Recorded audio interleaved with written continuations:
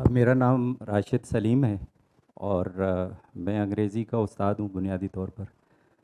Language learner भी हूँ और लैंग्वेज टीचर भी हूँ।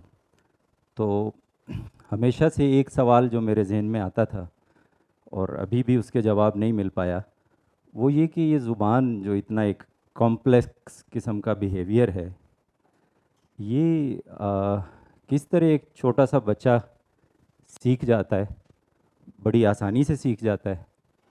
और अगर यही चीज़ यहाँ कुछ हमारे दोस्त इंजीनियर्स भी बैठे हैं, अगर हम कंप्यूटर को सिखाना चाहें तो बहुत मुश्किल हो जाती है। छोटी सी चीज़ भी समझाना जो है वो कंप्यूटर को बहुत मुश्किल हो जाती है, जबकि बच्चा यही तकरीबन 1 साल के अंदर अंदर ज़ुबान के जो बुनियादी चीज़ें हैं वो सीख जाता है। तो एक सवाल जो हमेशा से मैं सोचता रहता था वो ये कि क्या ऐसी चीज़ है हमारे दिमाग में जो हमें मुनफरिद बनाती है बाकी जानवरों के मुकाबले में, और हम इतना कॉम्प्लेक्स बिहेवियर दिखा सकते हैं। तो पहले ये डिस्क्लेमर है कि मैं कोई न्यूरोसर्जन नहीं हूँ, कोई न्यूरोलॉजिस्ट नहीं हूँ, लेकिन लिंग्विस्टिक्स जो इसका एक पहलू है, क्योंकि यहाँ पे हम बात कर रहे हैं न्यूरोलॉजी ऑफ लैंग्वेज की। तो लैंग्वेज की जो साइंटिफिक स्टडी है लिंग्विस्टिक्स, वो मैं पढ़ता पढ़ाता रहा हूँ। तो उसमें साइको लिंग्विस्टिक्स भी है, उसमें न्यूरो लिंग्विस्टिक्स भी है, उसमें कंप्यूटेशनल लिंग्विस्टिक्स भी है। तो वहीं से थोड़ी सी इंटरेस्ट डेवलप हुई और कुछ बुनियादी सवाल जो मैं जानना चाह रहा था। जी, न्यूरोलॉजी ऑफ लैंग्वेज बुनियादी तौर पर लैंग्वेज इन द ब्रेन, ठीक है। अक्सर हमारे दोस्त यहाँ बैठे हैं, इन्होंने इससे पहले ज़ुबान पे, ज़ुबान की सियासियात पे, ज़ुबान की जमालियात पे, ज़ुबान की तारीख़ पे और ज़ुबान के समाजी पहलुओं पे गुफ्तगू की। हमारे एक दोस्त यहाँ पे, मेरा ख़्याल है उनका सेशन हुआ था ज़ुबान क्या है, तो वो समाजी पहलू ज़ुबान का, उस पे गुफ्तगू हुई। उर्दू और अंग्रेज़ी के हवाले से यहाँ गुफ्तगू हुई कि किस तरह इस्तेमार की ज़ुबान लोगों को ग़ुलाम बनाती है, या आप कैसे आज़ादी हासिल कर सकते हैं या नहीं कर सकते। लेकिन मैं ऐसी कोई बात नहीं करूँगा, मैं असबियात या जो न्यूरोलॉजी है उस पे बात करूँगा। तो उसमें हमें सबसे पहले ये देखना पड़ेगा कि हम किस लेवल पे गुफ्तगू कर रहे हैं, क्योंकि ज़ुबान एक कई लेवल पे आप स्टडी कर सकते हैं इसको। तो यहाँ ये मुख्तलिफ स्केल्स हैं, मीटर से लेके नैनोमीटर्स तक, या नैनोमीटर से अगर आगाज़ करें तो कौन से जीन्स और मॉलिक्यूल्स रिस्पॉन्सिबल हैं जो ज़ुबान के लिए ज़रूरी हैं, और फिर उन जीन्स के एक्सप्रेशन से कौन सी प्रोटीन्स बनती हैं, कौन सी फाइबर्स बनती हैं, कौन कौन से सेल जन्म लेते हैं, और फिर उन सेल्स का आपस में किस तरह इंटरेक्शन होता है, और फिर उस इंटरेक्शन से कॉम्प्लेक्स नेटवर्क कैसे बनता है, और फिर उस कॉम्प्लेक्स नेटवर्क से बिहेवियर कैसे जन्म लेता है। तो ज़ुबान अगर एक बिहेवियर के तौर पर लिया जाए तो बुनियादी तौर पर हम ये देख रहे हैं कि ज़ुबान दिमाग का एक फंक्शन है। दिमाग को अगर आप एक मशीन समझ लें, और उससे ज़ुबान कैसे पैदा होती है उस पे हम बात करेंगे। तो ये जो माइक्रोमीटर से लेके सेंटीमीटर तक का ये हमारा स्केल है, इसी में हम बात करेंगे। इससे बड़े लेवल पे, मीटर्स पे, किलोमीटर्स पे हम नहीं जाएंगे। नैनोमीटर्स भी, उस पे भी बात नहीं करेंगे, उसकी जेनेटिक्स बिल्कुल एक अलग सब्जेक्ट है। बल्कि ये भी जो है माइक्रोमीटर, मिलीमीटर, सेंटीमीटर, इसमें भी मैं कोशिश करूँगा कि हम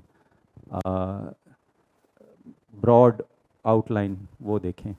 अच्छा, ये अभी हम बात कर रहे थे कि बच्चा 1 साल की उम्र में काफ़ी सारी चीज़ें सीख सकता है। तो ये मुख्तलिफ स्टेजेस हैं लैंग्वेज डेवलपमेंट की।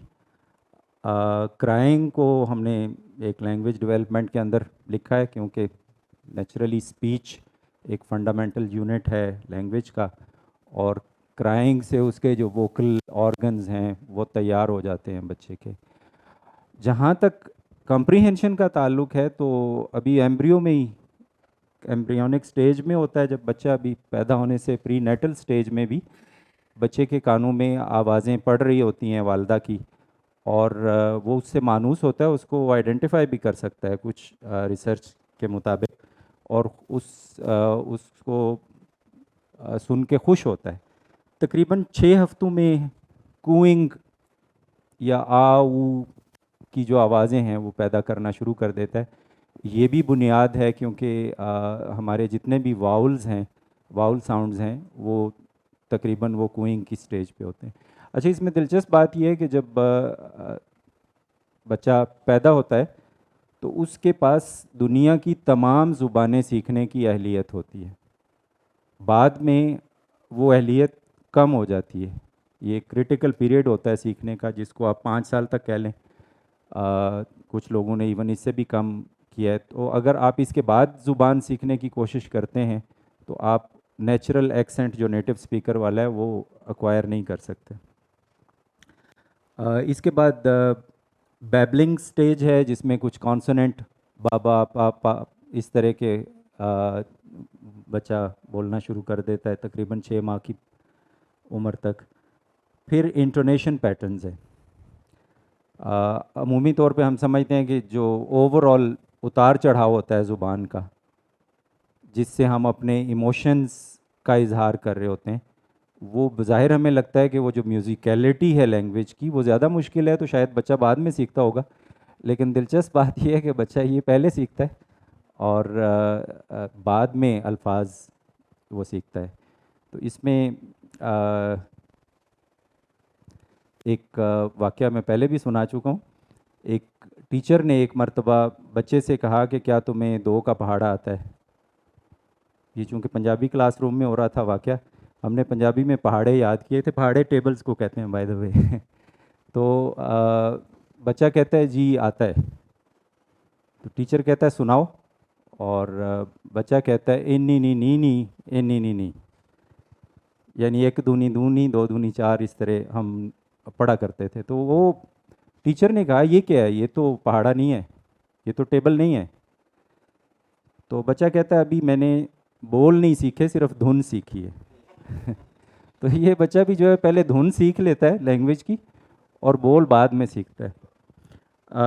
इसके बाद वन वर्ड अटरेंसेस हैं, जैसे बाबा, पापा, मामा, और ये चूँकि और रेपिटिशन होती है आमतौर पर, और दुनिया की तमाम ज़ुबानों में जो करीबी रिश्ते होते हैं उनमें अमूमन नाम भी इसी पे रखे जाते हैं, इसी वजह से, क्योंकि बच्चे सबसे पहले ये सीखना शुरू करते हैं। फिर 2 वर्ड अटरेंसेस तकरीबन 18 मंथ्स तक बच्चा सीख लेता है।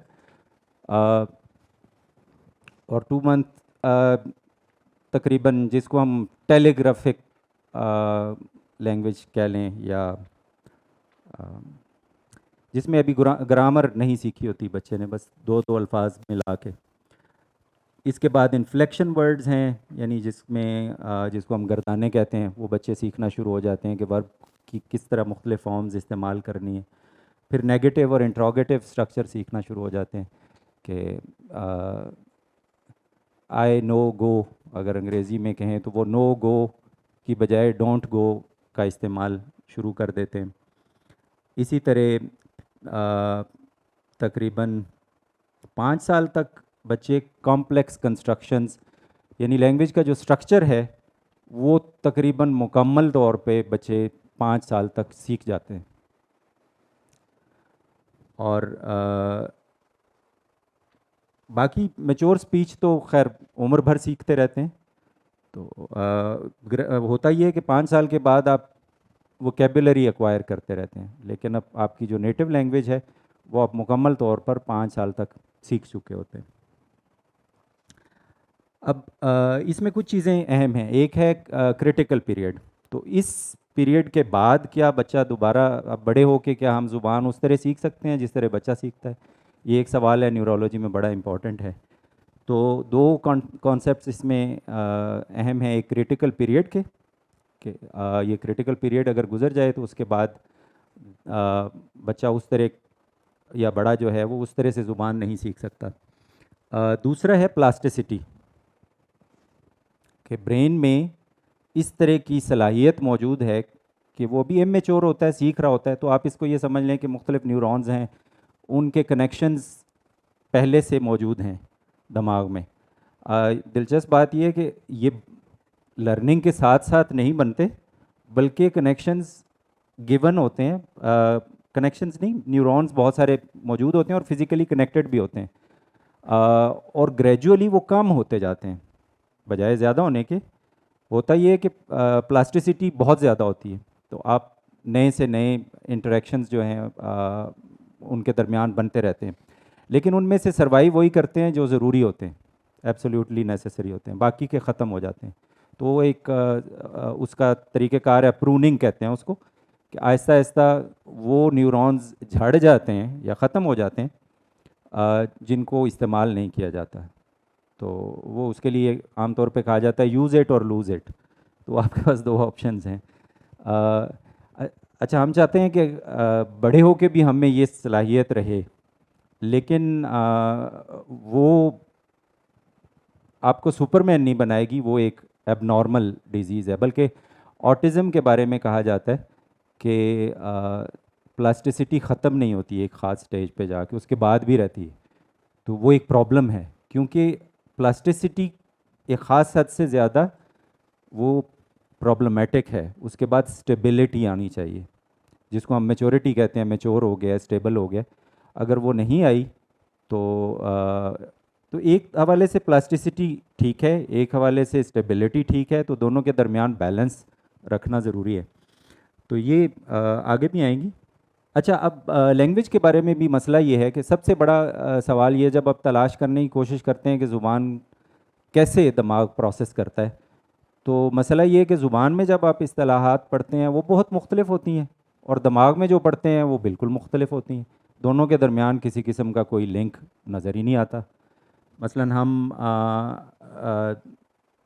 और पहली बात तो ये कि लैंग्वेज वेराइबिलिटी में हम पढ़ जाते हैं, यानी किस तरह एक ज़ुबान दूसरी ज़ुबान से मुख्तलिफ है।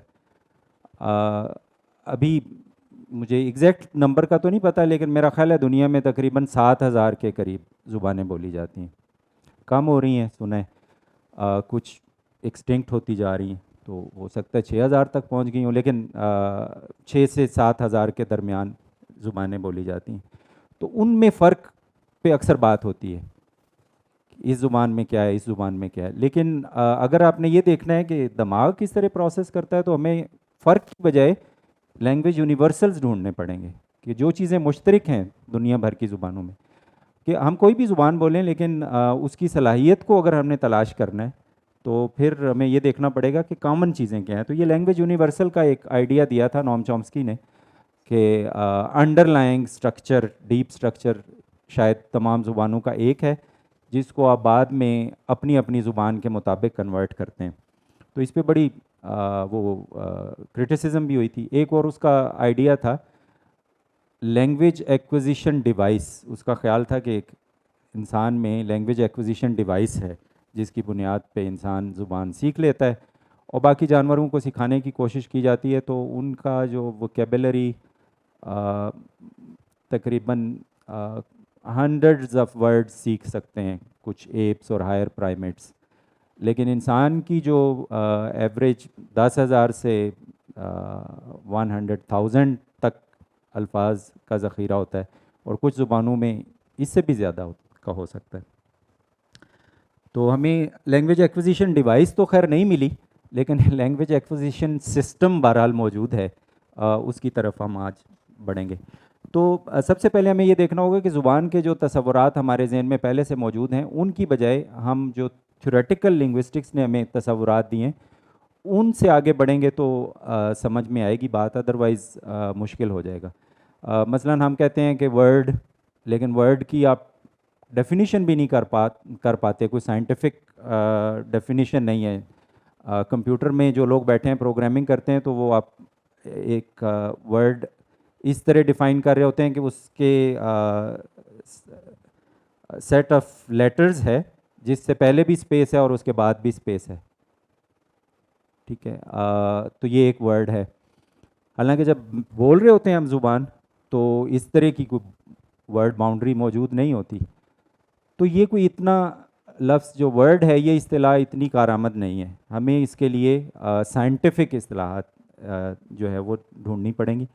तो मैं ज़्यादा पे बात नहीं करूँगा, लेकिन जो हम ये कहते हैं कि लैंग्वेज जो है वो सिस्टम ऑफ सिस्टम्स है, तो ये एक सिस्टम नहीं है। ठीक है, तो अगर हम तलाश करने की कोशिश करेंगे तो ज़ाहिर है दिमाग के एक हिस्से में हमें मिलेगा भी नहीं। डिस्ट्रीब्यूटेड सिस्टम है और मल्टीपल सिस्टम्स हैं जिनको हम ज़ुबान कह रहे होते हैं। तो फोनोलॉजी है, यानी उसका साउंड सिस्टम है, सिंटेक्स है, वर्ड का भी स्ट्रक्चर होता है, सेंटेंस का भी स्ट्रक्चर होता है। तो वर्ड्स के स्ट्रक्चर को तो खैर मॉर्फोलॉजी कहते हैं, लेकिन सेंटेंस स्ट्रक्चर को आप एक सिंटेक्स कहते हैं। और तीसरा है सिमेंटिक्स, जो मीनिंग सिस्टम है। तो हम फोकस करेंगे इन तीनों पे। वैसे तो यहाँ लिंग्विस्टिक्स के असातिज़ा बैठे हैं, बहुत सारे लिंग्विस्टिक्स की टर्म्स हैं, लेकिन मैं उसको ज़रा सिंप्लीफाई करना चाह रहा था। अच्छा, अब हम आते हैं दिमाग की तरफ, और थोड़ी सी एक बेसिक प्राइमर, ज़रूरी नहीं है कि सब इससे आगाह हूँ। कुछ इस तरह जो टर्मिनोलॉजी इस्तेमाल होती है, पहली तो ये मेरा ख्याल है आप सब ने सुना होगा कि जी लेफ़्ट हेमिस्फीयर जो है वो ज़िम्मेदार है ज़ुबान का। ठीक है, तो हमारा अगर इसको ऊपर से कैमरा दिमाग पे डाला जाए तो दिमाग कुछ इस तरह नज़र आएगा, जिसमें ये दो हिस्सों में तकसीम है। और अगर आप गौर से देखें तो ये एग्जैक्टली सिमेट्रिकल नहीं है, एग्जैक्टली बराबर नहीं है, थोड़ा बहुत फ़र्क है। एक तो आप देखेंगे कि राइट हेमिस्फीयर थोड़ा सा आगे है लेफ़्ट के मुकाबले में, और ये नेचुरली ऐसे है, ये कोई पिक्चर स्कूड नहीं है, मोस्टली ऐसे ही होता है। तो अक्सर कहा जाता है कि क्या आप राइट ब्रेन थिंकर्स हैं या लेफ़्ट ब्रेन थिंकर्स हैं। तो अगर आप लेफ़्ट ब्रेन थिंकर्स हैं तो आप ज़ुबान ज़्यादा अच्छी समझ सकते हैं, लेकिन ये बहुत ही सिंप्लीफाइड वर्जन है, हकीकत इससे कई ज़्यादा कॉम्प्लेक्स है। पहली बात तो ये कि राइट ब्रेन लेफ़्ट ब्रेन का लफ्ज़ इस्तेमाल नहीं करना चाहिए। ये राइट हेमिस्फीयर है और लेफ़्ट हेमिस्फीयर है, ब्रेन एक ही है और इंटरकनेक्टेड है। तो लेकिन फिर भी जो लिंग्विस्ट न्यूरो लिंग्विस्ट हैं उनका कहना ये है कि 95% लेफ़्ट हेमिस्फीयर जो है ज़ुबान के फंक्शंस वो परफॉर्म कर रहा होता है, और 5% शायद राइट हेमिस्फीयर कर रहा होता है। और हम में से अक्सर खा राइट हैंडेड हैं या लेफ़्ट हैंडेड हैं, दोनों सूरतों में लेफ़्ट हेमिस्फीयर से ही ज़ुबान को प्रोसेस कर रहे होते हैं ज़्यादातर चीज़ों को। लेकिन जैसे हम बाद में देखेंगे कि इतना सिंपल नहीं है। मसलन अभी मैं बात कर रहा था इंटोनेशन की, तो म्यूज़िक और इंटोनेशन आमतौर पर राइट हेमिस्फीयर से प्रोसेस हो रहा होता है, और वो ज़ुबान की अपनी म्यूज़िकलिटी है, उसके बग़ैर ज़ुबान का अपना रिदम है जिसको राइट हेमिस्फीयर कर रहा होता है। इसी तरह ज़ुबान में जो इमोशनल कंटेंट है वो भी ज़्यादातर राइट ब्रेन से आ रहा होता है। तो आप उसको, पता नहीं कैसे उन्होंने 95% कहा है, बड़ा मुश्किल है कि उसकी परसेंटेज में बताएंगे जी कौन सा हिस्सा कितने परसेंट दिमाग उसको यूज़ करता है। अच्छा, जो स्पीच पैथोलॉजी है या प्रॉब्लम्स आते हैं बाज़ औक़ात दिमाग में, लीजन हो जाता है या कोई और हिस्सा डैमेज हो जाता है दिमाग का एक्सीडेंट की वजह से, तो उसके बाद बाज़ औक़ात शुरू में तो उसकी ऑटोप्सी करके तो वो चेक किया करते थे कि इसके बिहेवियर में जो फ़र्क पड़ा था वो ज़ुबान कौन से दिमाग के हिस्से की वजह से था, तो उससे वो मैपिंग करने की कोशिश करते हैं। एक चीज़ जो बहुत हम पुरानी जानते थे, ग्रीक्स तकरीबन हिपोक्रेटीज़ ने गालिबन कहा था कि अगर आपका दिमाग का बायां हिस्सा ख़राब होता है तो आपका दायां धड़ जो है ये काम नहीं करेगा। यानी हमारा ब्रेन जो है वो क्रॉस वायर्ड है, जितना भी दाईं तरफ के हिस्से हैं उनको बायां हिस्सा कंट्रोल कर रहा था दिमाग का, और जो बायां धड़ का हिस्सा है उसको दाईं तरफ का हिस्सा कंट्रोल कर रहा होता है। तो जब फालिज होता है और कोई कहते हैं कि जी लेफ़्ट साइड पे फालिज पड़ा है, तो उससे मुराद ये होता है कि आपके दिमाग के दाईं तरफ का हिस्सा, बहुत छोटी सी एक्सेप्शन है, कुछ चंद लोग ऐसे होते हैं कि जिनका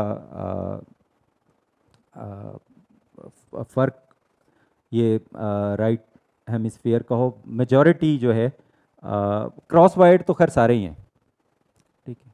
लेकिन बाज़ औक़ात ये होता है कि प्लास्टिसिटी की वजह से अगर राइट ब्रेन का हिस्सा कुछ डैमेज हो गया है, तो अगर इसका काम था तो उसकी जगह कुछ और न्यूरॉन्स या कुछ और सेक्शन उसकी रिप्लेसमेंट के तौर पर काम करना शुरू कर देता है, ख़ास तौर पर अगर अर्ली एजेस में हो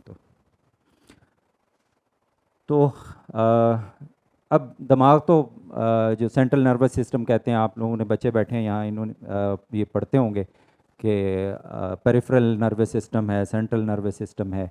और इसमें अगर आप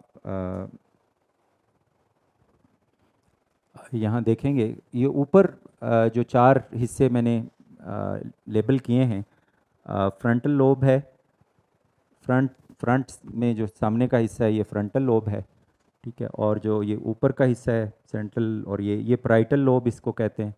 ये पीछे बैक का हिस्सा ये पैराइटल ऑक्सीपिटल लोब है। और बाकी ये जो इस तरह हमारे कानों के ऊपर दोनों साइडों पे आता है, ये टेम्पोरल लोब है। अब फ़िलहाल इनके नाम ही ज़रूरी हैं क्योंकि बाद में आएंगे, तो मैंने कहा कि ये शुरू में ही मैं बता दूं। इसके नीचे जो एक ये लोथड़ा सा बना नज़र आ रहा है हमें, ये सेरेबेलम है। और बाकी वो रीढ़ की हड्डी से के साथ मिड ब्रेन है। और मज़ीद उस तफसील में हम नहीं जाएंगे क्योंकि ज़्यादातर जो कग्निशन के या हायर ऑर्डर फंक्शंस हैं उनका ताल्लुक ये नियोकॉर्टेक्स है। और ये वो हिस्सा है जो हाइंड ब्रेन है, मिड ब्रेन है, वो तकरीबन तमाम जानवरों में और इंसानों में सेम है। लेकिन ये जो हिस्सा है नियोकॉर्टेक्स का, ये बाकी जानवरों के मुकाबले में हमारा कुछ 6 गुना ज़्यादा है, बड़ा है साइज़ में। और जो हायर ऑर्डर फंक्शंस हैं हमारे, थिंकिंग है, लैंग्वेज है, मेमोरी है, और एडवांस फंक्शंस हैं जैसे लॉजिक है, मैथमेटिकल प्रोसेसिंग है, वो सारी कहा जाता है कि नियोकॉर्टेक्स में ही होती है। अब ये एक मॉडल दिया था, इसको वर्निकी गैशविन मॉडल कहते हैं। अभी कोई पूछ रहा था कि दिमाग, आप गालिबन पूछ रहे थे कि दिमाग के कौन से हिस्से में ज़ुबान प्रोसेस होती है। तो ज़ुबान चूँकि सिस्टम ऑफ सिस्टम है, तो इसमें पॉइंटर इसमें कौन सा है ज़रा बताइए। ये वाला जी। तो ये आपको नज़र आ रहा होगा, ये एरिया, इसे कहते हैं ब्रोकाज एरिया। एक पॉल ब्रोका फ्रेंच न्यूरोलॉजिस्ट था, और एक बंदा जो बोल नहीं सकता था, एक्सप्रेसिव अफेजिया उसको कहते हैं, बोल नहीं सकता था, वो समझ लेता था, सुन लेता था। और उसकी जो जनरल इंटेलिजेंस है वो भी अच्छी थी। उसका नाम लेबोन था, लेकिन वो सिर्फ एक ही लफ्ज़ बोल सकता था, टैन टैन, उसी का वो टैन टैन टैन, इसलिए उसका नाम ही टैन टैन पड़ गया। तो वो टैन टैन पे ब्रोका काम कर रहा था, लेकिन जब वो मर गया तो उसके बाद ऑटोपसी उसकी की गई, और ब्रोका ने एक पेपर लिखा कि ये वाला एरिया उसका चूँकि डैमेज था, तो ये शायद एरिया इस ज़रूरी है ज़ुबान बोलने के लिए। तो इसका मतलब है कि लैंग्वेज कंप्रीहेंशन अलग चीज़ है, और आपकी जो इंटेलिजेंस है वो अलग चीज़ है। इनफैक्ट एक कोरिलेशनल स्टडीज़ हुई हैं, जो मैं पहले बात कर रहा था, ज़ुबान सीखने के लिए ज़रूरी नहीं है इंटेलिजेंस। तो अगर आप बहुत बहुत अच्छे फ्लुएंट स्पीकर हैं तो ये मत समझें कि आपका आईक्यू बड़ा अच्छा है। आईक्यू लेवल आमतौर पर बहुत लो, बिलो एवरेज भी हो तो वो ज़ुबान बड़ी अच्छी सीख सकते हैं बच्चे, ठीक है। तो ये एरिया जो है ये बोलने के लिए, तो इसका नाम ही फिर ब्रोका एरिया रख दिया गया। बाद में फिर ये वर्निकी ने ये वाला एरिया, अगर आपको याद हो तो ये वाला एरिया जो है ये फ्रंटल लोब था, ठीक है। तो ये फ्रंटल लोब में ये एरिया ब्रोकाज एरिया है, और ये वाला टेम्पोरल लोब था, टेम्पोरल लोब का ये वाला हिस्सा ये वर्निकीज एरिया है। और इनका साइज़ कोई एक सिक्के के बराबर होगा, छोटा सा।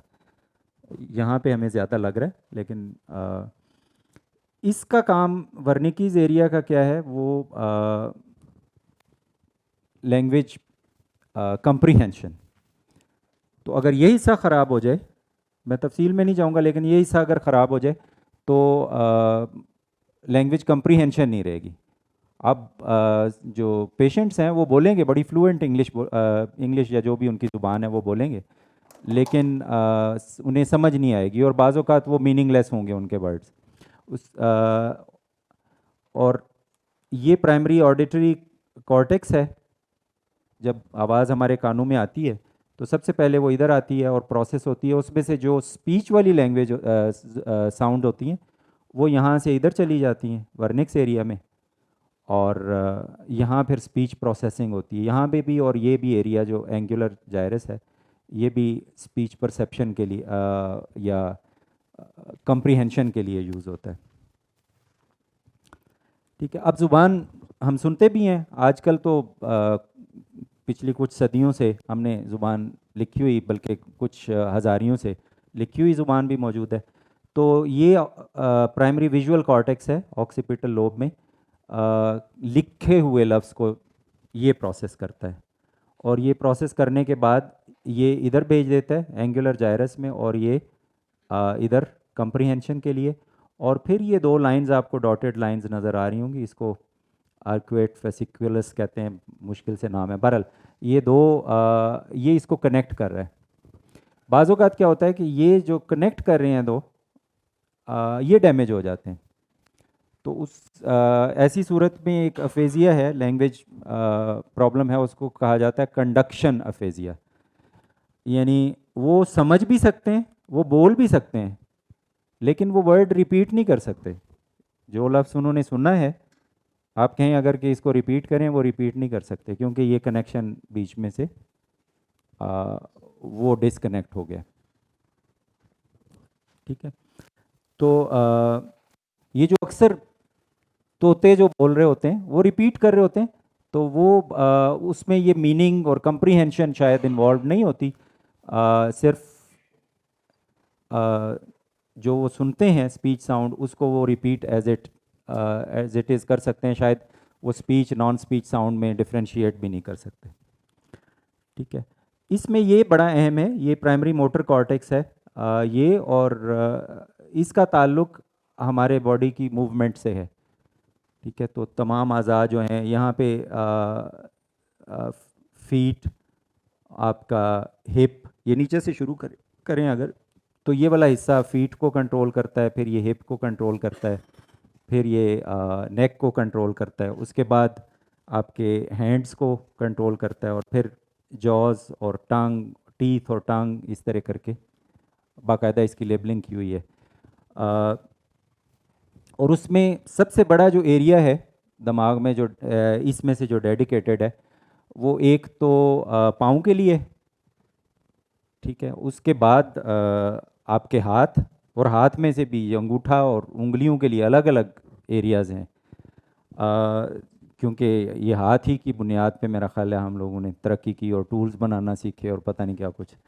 और उसके बाद अगर है तो वो हमारा ये जॉज, टंग, टीथ और ये जो लैरिंक्स वगैरह है, इस पे अच्छा खासा प्राइमरी मोटर कॉर्टेक्स का वॉल्यूम अच्छा खासा है। शायद वजह उसकी ये है कि ये जो कॉम्प्लेक्स साउंड्स हम प्रोड्यूस करते हैं उसके लिए ये जो सिंक्रोनाइज होते हैं हमारे मसल्स, ये इतने आसान नहीं है, इसके लिए बाकायदा अच्छा मैटर है। ठीक है, तो मैटर से याद आया, इसको ये जो ऊपर वाला हिस्सा है इसको हम ग्रे मैटर कहते हैं, और इसके नीचे वाइट मैटर होता है। तो बेसिकली ये ग्रे मैटर क्या है, ये सेल बॉडीज़ हैं, ठीक है, सेल के न्यूक्लियस हैं, वो इकट्ठे हुए होते हैं। और जो वाइट मैटर होता है नीचे, वो केबल्स की तरह हैं, इंसुलेटेड केबल्स की तरह हैं, जो बाकायदा जैसे कि हम पढ़ेंगे इलेक्ट्रोकेमिकल जो सिग्नल्स प्रोड्यूस होते हैं उनको वो बल्कि इलेक्ट्रिकल सिग्नल्स जो हैं उनको ब्रेन के दूसरे हिस्सों में पहुंचा रहे होते हैं। अब ये आप अच्छा, ये जो मुख्तलिफ हिस्से हम देख रहे थे ये ब्रेन के, ठीक है, ये फ्रंटल लोब है, ये टेम्पोरल लोब है। टेम्पोरल लोब के एक बिल्कुल छोटे से हिस्से को अगर आप जूम इन करें तो इस तरह ये कोई, ये कितना एरिया है, 1 क्यूबिक मिलीमीटर है, ठीक है, और साइज ऑफ पिन हेड, और इसमें 30,000 के करीब सेल्स हैं, ठीक है। और इन 30,000 सेल्स के आपस में जो कनेक्शंस हैं, जिनको साइनेप्सिस कहते हैं, वो तकरीबन 100 मिलियन है। एक पिन हेड पे इतना इस साइज़ में इतने सेल मौजूद हैं। और इसमें दो कलर्स आपको नज़र आ रहे होंगे, ये मुख्तलिफ टेक्निक्स हैं जिनसे वो ये जो रेड और ब्लू कलर के, तो ये न्यूरॉन्स जब आपस में कनेक्ट होते हैं, बाज़ औक़ात ये दूसरे न्यूरॉन को एक्साइट करते हैं, उनको हम एक्साइटेटरी न्यूरॉन्स कहते हैं, बाज़ औक़ात उसको इनहिबिट करते हैं, उसको हम इनहिबिटरी न्यूरॉन्स कहते हैं। तो ये रेड वाले जो हैं एक्साइटेटरी हैं और ब्लू वाले जो हैं वो इनहिबिटरी हैं। तो इन दोनों के तामुल से वो बन, तो ये कोर्टिकल कॉलम से मुराद क्या है कि ये पूरे कॉलम्स हैं, यानी हम तो ऊपर से सिर्फ देख रहे थे ग्रे मैटर को, लेकिन ये ग्रे मैटर एक पूरे कॉलम की तरह है, ज़ाहिर है 3 डायमेंशनल है, इसकी डेप्थ है, तो वो कॉलम, ये एक कॉलम की हम बात कर रहे हैं, ठीक है। और इस कॉलम में इतने ढेर सारे कनेक्शंस हैं और इनको समझने की कोशिश कर रहे हैं। ये आगे कॉलम्स को बाकायदा इन्होंने लेयर्स में कन्वर्ट किया है। ये लेयर 1 2 3 4 5 6 ये लेयर्स हैं, ठीक है। और ये इनके आगे साइजेस भी हैं, हमें उसके पढ़ने की ज़रूरत नहीं है, सिर्फ ये है कि ये जो लेयर्स हैं यहाँ इनपुट आउटपुट का सिस्टम है, यानी यहाँ से जो दिमाग का अंदर वाला हिस्सा है, थैलेमस उसको बोलते हैं, तो थैलेमस से सिग्नल आ रहे हैं यहाँ तक, यहाँ से वहाँ वापस जा रहे हैं, जो टॉप पे हैं यहाँ पे। तो हर लेयर में जो न्यूरॉन्स हैं, ये एक एक डॉट जो है एक एक न्यूरॉन को यहाँ पे करता है, रिप्रेजेंट करता है। तो ये हम आगे जाके देखेंगे कि ये लेयर्स किस तरह प्रोसेस करती हैं लैंग्वेज। अच्छा, उससे पहले मेरा बोरिंग लेक्चर काफ़ी हो गया, थोड़ी सी एक वीडियो, ये यहाँ पे वीडियो प्ले करें, ये यूट्यूब से प्ले करेंगे, ये नेचर की वीडियो है। Someone's brain, showing roughly which areas respond when they hear different words. For example, there's a small area in the middle frontal gyrus that reliably responds to hearing the word top. But it's not just one word, one location. A single word can activate a whole range of different brain regions.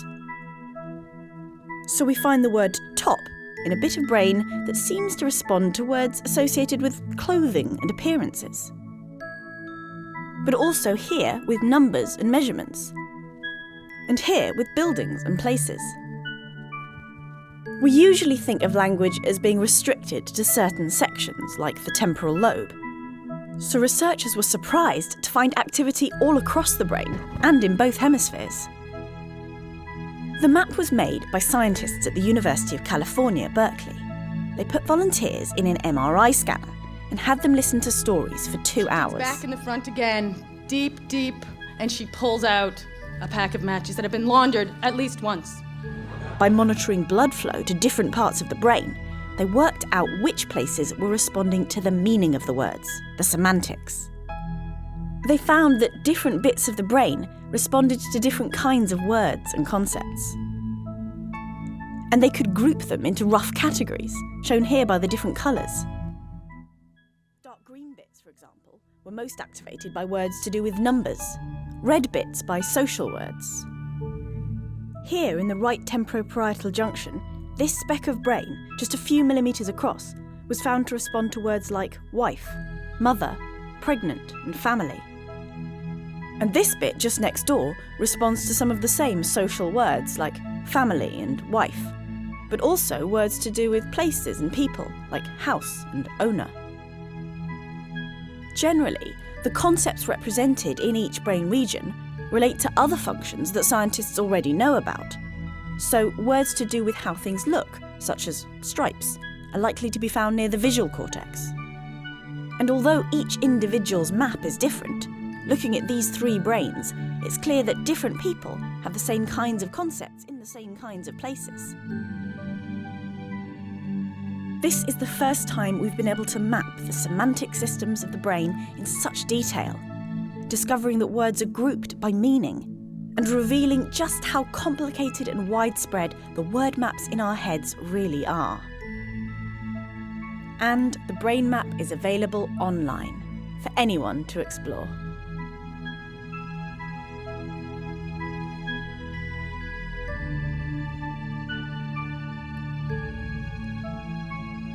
अब पहली दफ़ा ये जब video मैंने देखी, ये 2016 में आई थी। नेचर वीडियो है, नेचर के वेबसाइट पे आप जाएंगे, वहाँ पे मिल जाएगी आपको। डाउनलोड तो शायद नहीं कर सकते, लेकिन देख सकते हैं आप।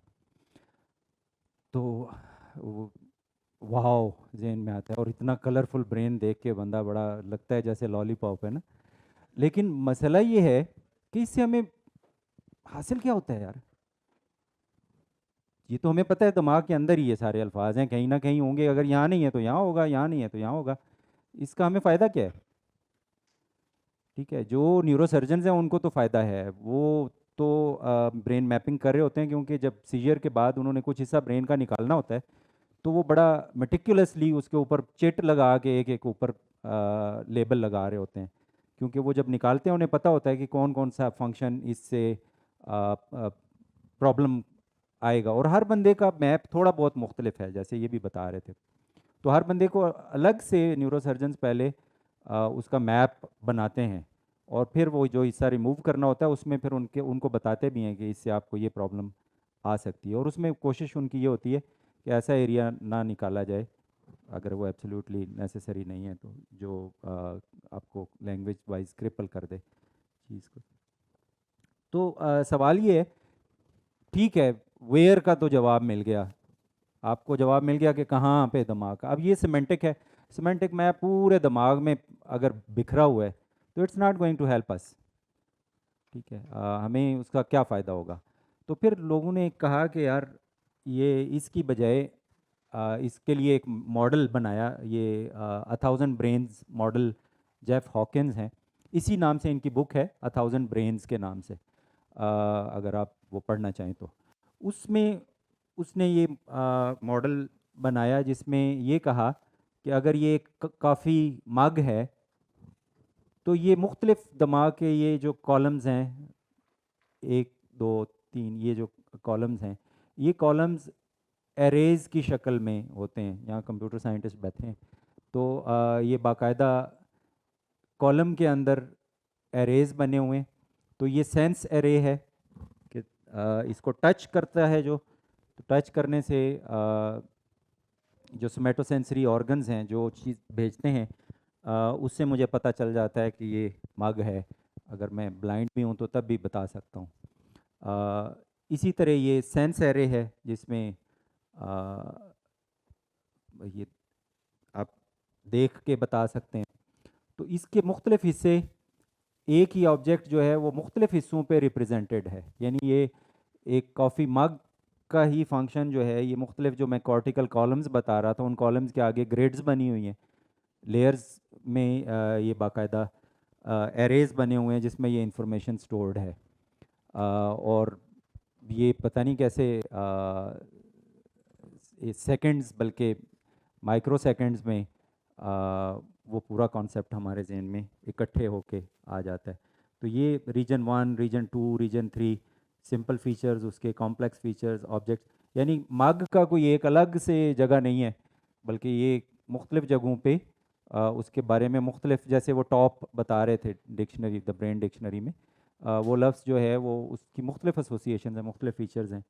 तो एक ये मॉडल मौजूद है, मज़ीद आप इसको एक्सप्लोर कर सकते हैं। ये आगे नहीं जा रही जी। ये जो दो लोग हैं, डेविड पॉपल और बुज़ाकी, ये इन दोनों ने कहा कि भाई स्ट्रक्चर पे हमने बहुत बात कर ली, ब्रेन फंक्शन असल में तो हम ये सीखना चाह रहे थे कि दिमाग प्रोसेस कैसे करती है, रिप्रेजेंट कैसे करती है। तो ये कहाँ पे है, कौन सा स्ट्रक्चर रिस्पॉन्सिबल है, उसकी बजाय हमें ये देखना है कि इसके पीछे मैकेनिज़्म क्या है। ठीक है, तो खैर मैं आगे बढ़ूँगा क्योंकि हमारे पास टाइम थोड़ा शॉर्ट है। अब ये एक स्पीच साउंड है, इसको, हाँ, इसको अगर आप ना भी सुने तो ये लिखा हुआ है ऊपर, my English teacher can speak 5 languages. ये मैंने खुद एक सॉफ्टवेयर है उस पर ये बोला है। तो ये एक 5 languages. दोबारा चलाएं। My English teacher can speak 5 languages. ठीक है, तो ये my English teacher can speak 5 languages, ये उसका एक ऑडियो फॉर्म है, यानी वो वेव्स हैं जो एक्चुअली हमारे कान तक पहुंचती हैं। अब मसला ये है दिमाग का कि वो इसमें तो कुछ पता नहीं चल रहा कि कौन सा वर्ड कहाँ पे है, और बल्कि वर्ड बाउंड्रीज तो क्लियर हैं ही नहीं, सारी मिक्सड अप हैं। और एक्चुअल तो जब मैं बोल रहा हूँ तो एयर प्रेशर्स हैं, वेव्स हैं जो आप तक पहुँच रही हैं, तो आप उनको कैसे एसोसिएट कर रहे हैं वर्ड्स के साथ, उनको मीनिंग्स के साथ कैसे एसोसिएट कर रहे हैं। तो इसके लिए ये फ्रीक्वेंसी को शो कर रहा है, और ये एम्पलीट्यूड को शो कर रहा है, यानी वाई एक्सिस पे यहाँ पर ये फ्रीक्वेंसी है, यहाँ पे एम्पलीट्यूड है, और एक्स एक्सिस पे टाइम है। तो आप दोनों सूरतों में ये इतनी कॉम्प्लेक्स सी चीज़ है, तो अगर हम इसके फंक्शन को देखने की कोशिश करें तो ये वाली वेव्स जो हैं वो ये आउटर ईयर्स पे पहुंचती हैं, और ये उनको इस ऑडिटरी कैनाल में ये वेव्स चली जाती हैं, और फिर इसके बाद ये आपने पढ़ा ही होगा, टिम्पैनिक कैविटी है ये, इसके ऊपर जब हिट करती हैं तो ये वाइब्रेट करना शुरू हो जाता है, और फिर ये हमारे जिस्म में मेरे ख्याल सबसे छोटी हड्डियाँ जो हैं वो ये 3 हैं। ये एक हथौड़े की तरह है, एक ये एनविल की तरह है, और एक ये वो जी स्टेपीज, वो जो घोड़े को एड लगाते हैं ना, तो ये वाइब्रेट करती हैं। ठीक है, अब ये एरिया इसका जो है वो बहुत बड़ा है और इसका एरिया बहुत छोटा है, तो ये बेसिकली क्या कर रहा है, ये उसको एम्पलीफाई कर रहा है, जो साउंड वेव्स वहाँ तक पहुँची हैं, तो ये एक एम्पलीफायर लगा हुआ है। अब एम्पलीफायर ये जब वाइब्रेट करता है तो आगे ये कोक्लिया है, कोक्लिया के अंदर एक लिक्विड फ्लूइड भरा हुआ है, और ये जब उसको पंप कर रहा है या उसको वाइब्रेट कर रहा है तो इसके अंदर हेयर सेल्स हैं जो मुख्तलिफ फ्रीक्वेंसीज़ को अलग अलग कर रहे हैं, जो मिक्स्ड फ्रीक्वेंसीज़ थी उनको अलग अलग कर रहे हैं। जो इंजीनियर्स यहाँ पे बैठे हैं फोरियर ट्रांसफॉर्म वगैरह आप यूज़ करते हैं, ठीक है, तो ये फ्रीक्वेंसी डिकम्पोजिशन का काम यहाँ पे कर रहा है। और आप हैरान होंगे, इंजीनियर्स के लिए तो बड़ी दिलचस्प बात यह है कि इसमें एम्पलीफायर भी लगा हुआ है। इसमें ये एक एम्पलीफायर है, एक कोक्लिया के अंदर भी एम्पलीफायर है, क्योंकि इसके अंदर एक रेजोनेंस चैम्बर होता है और वो रेजोनेंस से उसको एम्पलीफाई करता है, तो वो भी इसके अंदर लगे हुए हैं। बहरहाल सिंपली ये कि ये कोक्लिया उसको मुख्तलिफ फ्रीक्वेंसीज़ में कन्वर्ट करके आगे इलेक्ट्रिकल सिग्नल्स में कन्वर्ट कर देता है। और अगर न्यूरॉन्स को भी हम कहते हैं कि जी सिंगल ब्रेन सेल जो है वो भी कई किस्म के हैं और इतने कॉम्प्लेक्स किस्म के हैं। ये इलेक्ट्रिकल सिग्नल जनरेट हो गया, यहाँ पे बीच में मैंने थोड़ा सा स्किप कर दिया है, दरमियान में थैलेमस आता है। थैलेमस एक रिले की तरह है कि जो इन्फॉर्मेशन ईयर ने भेजी है स्पीच सिग्नल्स के तौर पे, वो थैलेमस उसको मुख्तलिफ एरियाज़ में सॉर्टिंग करके, जैसे डाक खाना होता है, वो सॉर्टिंग करके मुख्तलिफ फ्रीक्वेंसी को मुख्तलिफ दिमाग के हिस्सों में भेज रहा है। अब ये मुख्तलिफ किस्म के सेल्स हैं, इनकी कई किस्में। ये स्टार बस्ट कहलाता है, ये पिरामिडल सेल कहलाता है, ये पुकेंजी सेल कहलाता है, ये सेरेबेलम में है, ये हमारे ये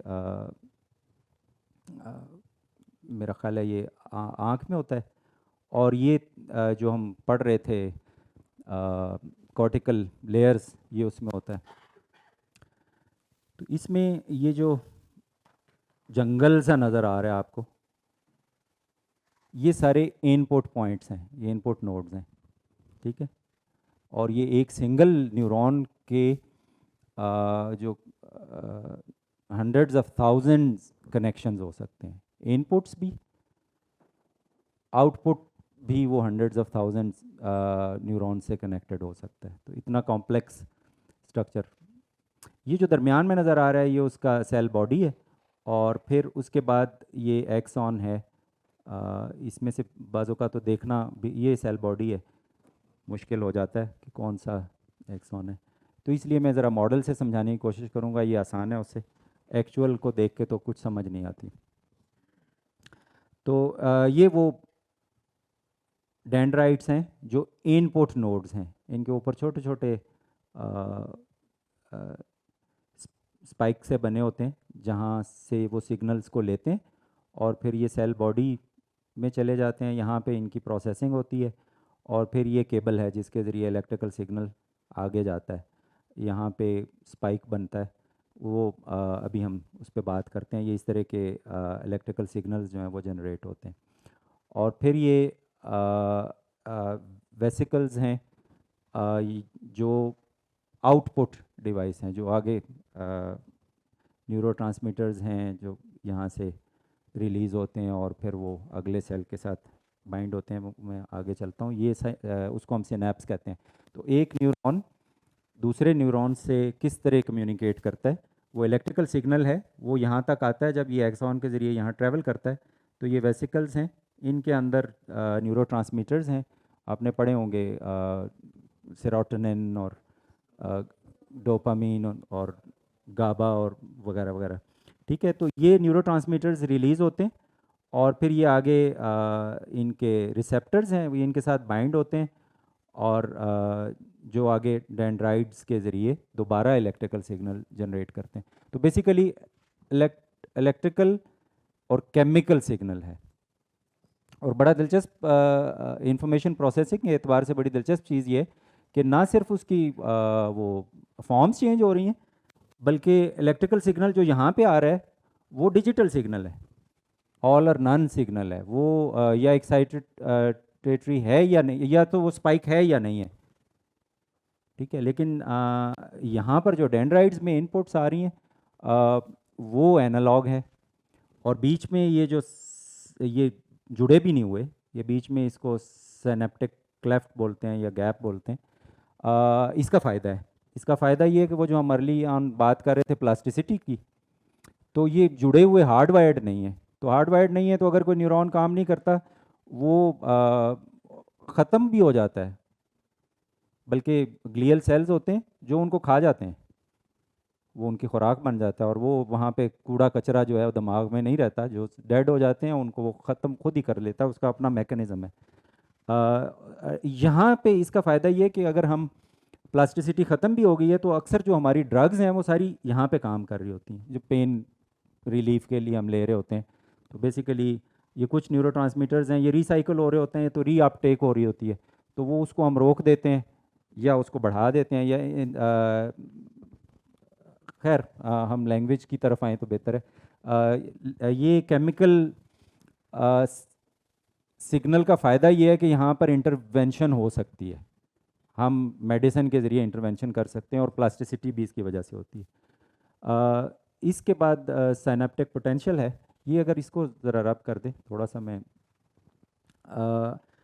जिसमें जो यहाँ इंजीनियर्स हजरात बैठे हैं, न्यूरॉन को एज ए आरसी सर्किट के तौर पर जो स्टडी किया जाता है कि किस तरह इनपुट डिवाइस से जो सिग्नल आया है उसको एक इलेक्ट्रिकल सिग्नल के तौर पर कैसे देखा जा सकता है। और इसमें ये 2-3 चीज़ें अहम हैं, टेम्पोरल समेशन और मेम्ब्रेन टाइम कांस्टेंट। इसको मैं जल्दी जल्दी कोशिश करूँगा कि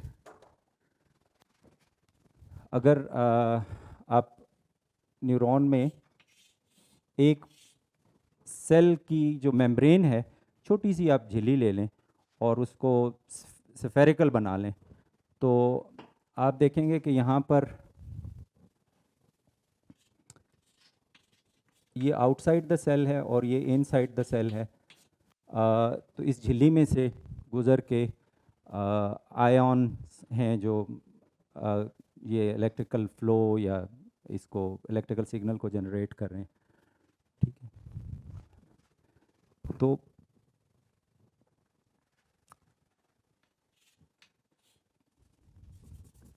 अगर ये इनसाइड है तो साइंसदान क्या करते हैं, ये इलेक्ट्रोड मैंने बनाने की कोशिश की है। तो इलेक्ट्रोड एक इंसेर्ट करते हैं सेल बॉडी के अंदर, एक सिंगल न्यूरॉन के अंदर।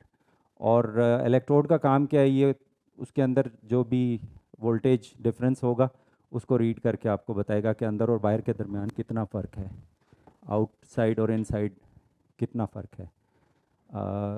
और आप इसके ज़रिए करंट इंजेक्ट भी कर सकते हैं। करंट इंजेक्ट करने से वो इसका बिहेवियर चेक करते हैं, ठीक है। तो अगर फ़र्ज़ करें कि एक स्टेप करंट आपने इंजेक्ट किया है आर्टिफिशियली इलेक्ट्रोड के ज़रिए, तो जो ये करंट आए है ओवर पीरियड ऑफ टी, अगर आप ये इसको करें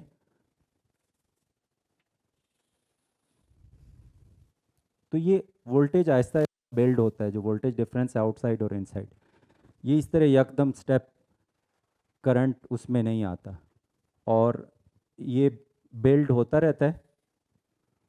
और फिर जब आप इसको डिस्कनेक्ट कर देते हैं इंजेक्शन, तो ये एटेन्यूएट होता है। और इसका मतलब सीधा सा ये है कि ये जो झिल्ली है ये असल में आरसी सर्किट है, इस रजिस्टर भी लगा हुआ है, इसमें कैपेसिटर भी लगा हुआ है। अगर रजिस्टर ना होता तो इसी तरह का स्टेप करंट उसके अंदर भी मेजर होता, ठीक है जी। अगर कैपेसिटर ना होता तो क्योंकि उसको वो कैपेसिटेंस में स्टोरेज हो रही है और फिर वो डिस्चार्ज हो रहा है, ठीक है। तो इसका एक बाकायदा टाइम है जिसको मेम्ब्रेन टाइम कांस्टेंट कहते हैं।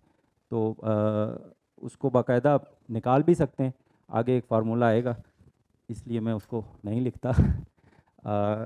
लेकिन ये मेम्ब्रेन टाइम कांस्टेंट बड़ा अहम है। इसका मतलब ये है कि मुख्तलिफ इनपुट्स जो आ रही हैं, ज़ाहिर है वो बाहर से तो इंजेक्ट नहीं हो रहा है, जो एक्चुअल इनपुट्स आ रही होती हैं वो इसको इसके दौरान आएगी, तो ये इसके ऊपर बिल्ड होता जाएगा, और जब एक ख़ास थ्रेशोल्ड से ऊपर ये सिग्नल चला जाएगा तो फिर ये जो ऑल और नॉन फिनोमेना की मैं बात कर रहा था, स्पाइक, वो जनरेट होता है। यानी इनपुट्स आती रहती हैं और वो इनपुट्स समेशन होती हैं उनकी, वो सम अप होती हैं। कुछ उनमें से एक्साइटेटरी हैं, कुछ इनहिबिटरी हैं। तो एक्साइटेटरी इनहिबिटरी दोनों को मिला के जब वो एक ख़ास थ्रेशोल्ड से ऊपर चला जाता है तो फिर वो डिजिटल सिग्नल आता है स्पाइक का। अब मेम्ब्रेन टाइम कांस्टेंट का क्या काम है? इसका मतलब ये है कि अगर इसके दौरान ही, ये चंद मिली सेकेंड्स की बात होती है, इसके दौरान ही अगर इनपुट्स आ रही हैं तो टाइम का बड़ा इंपॉर्टेंट उसमें रोल है।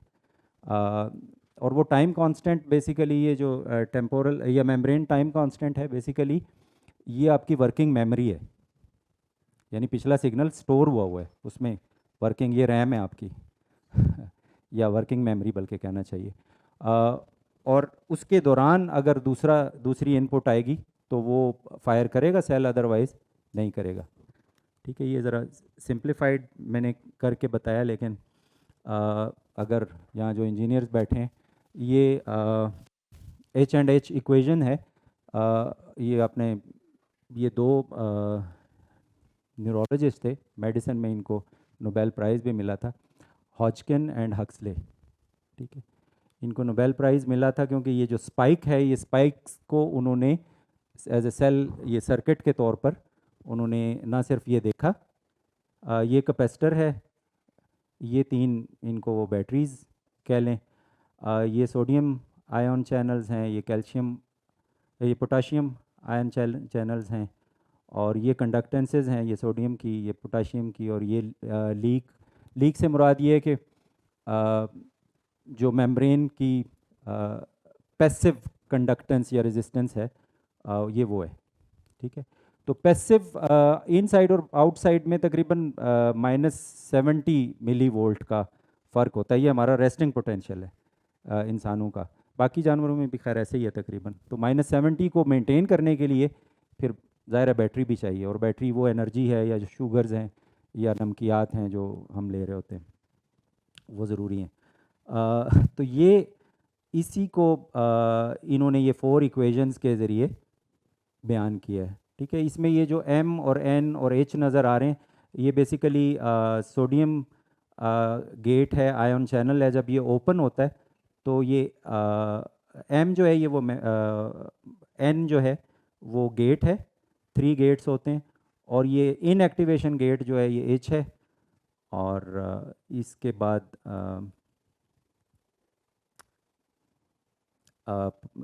जो एम है ये मेम्ब्रेन का है।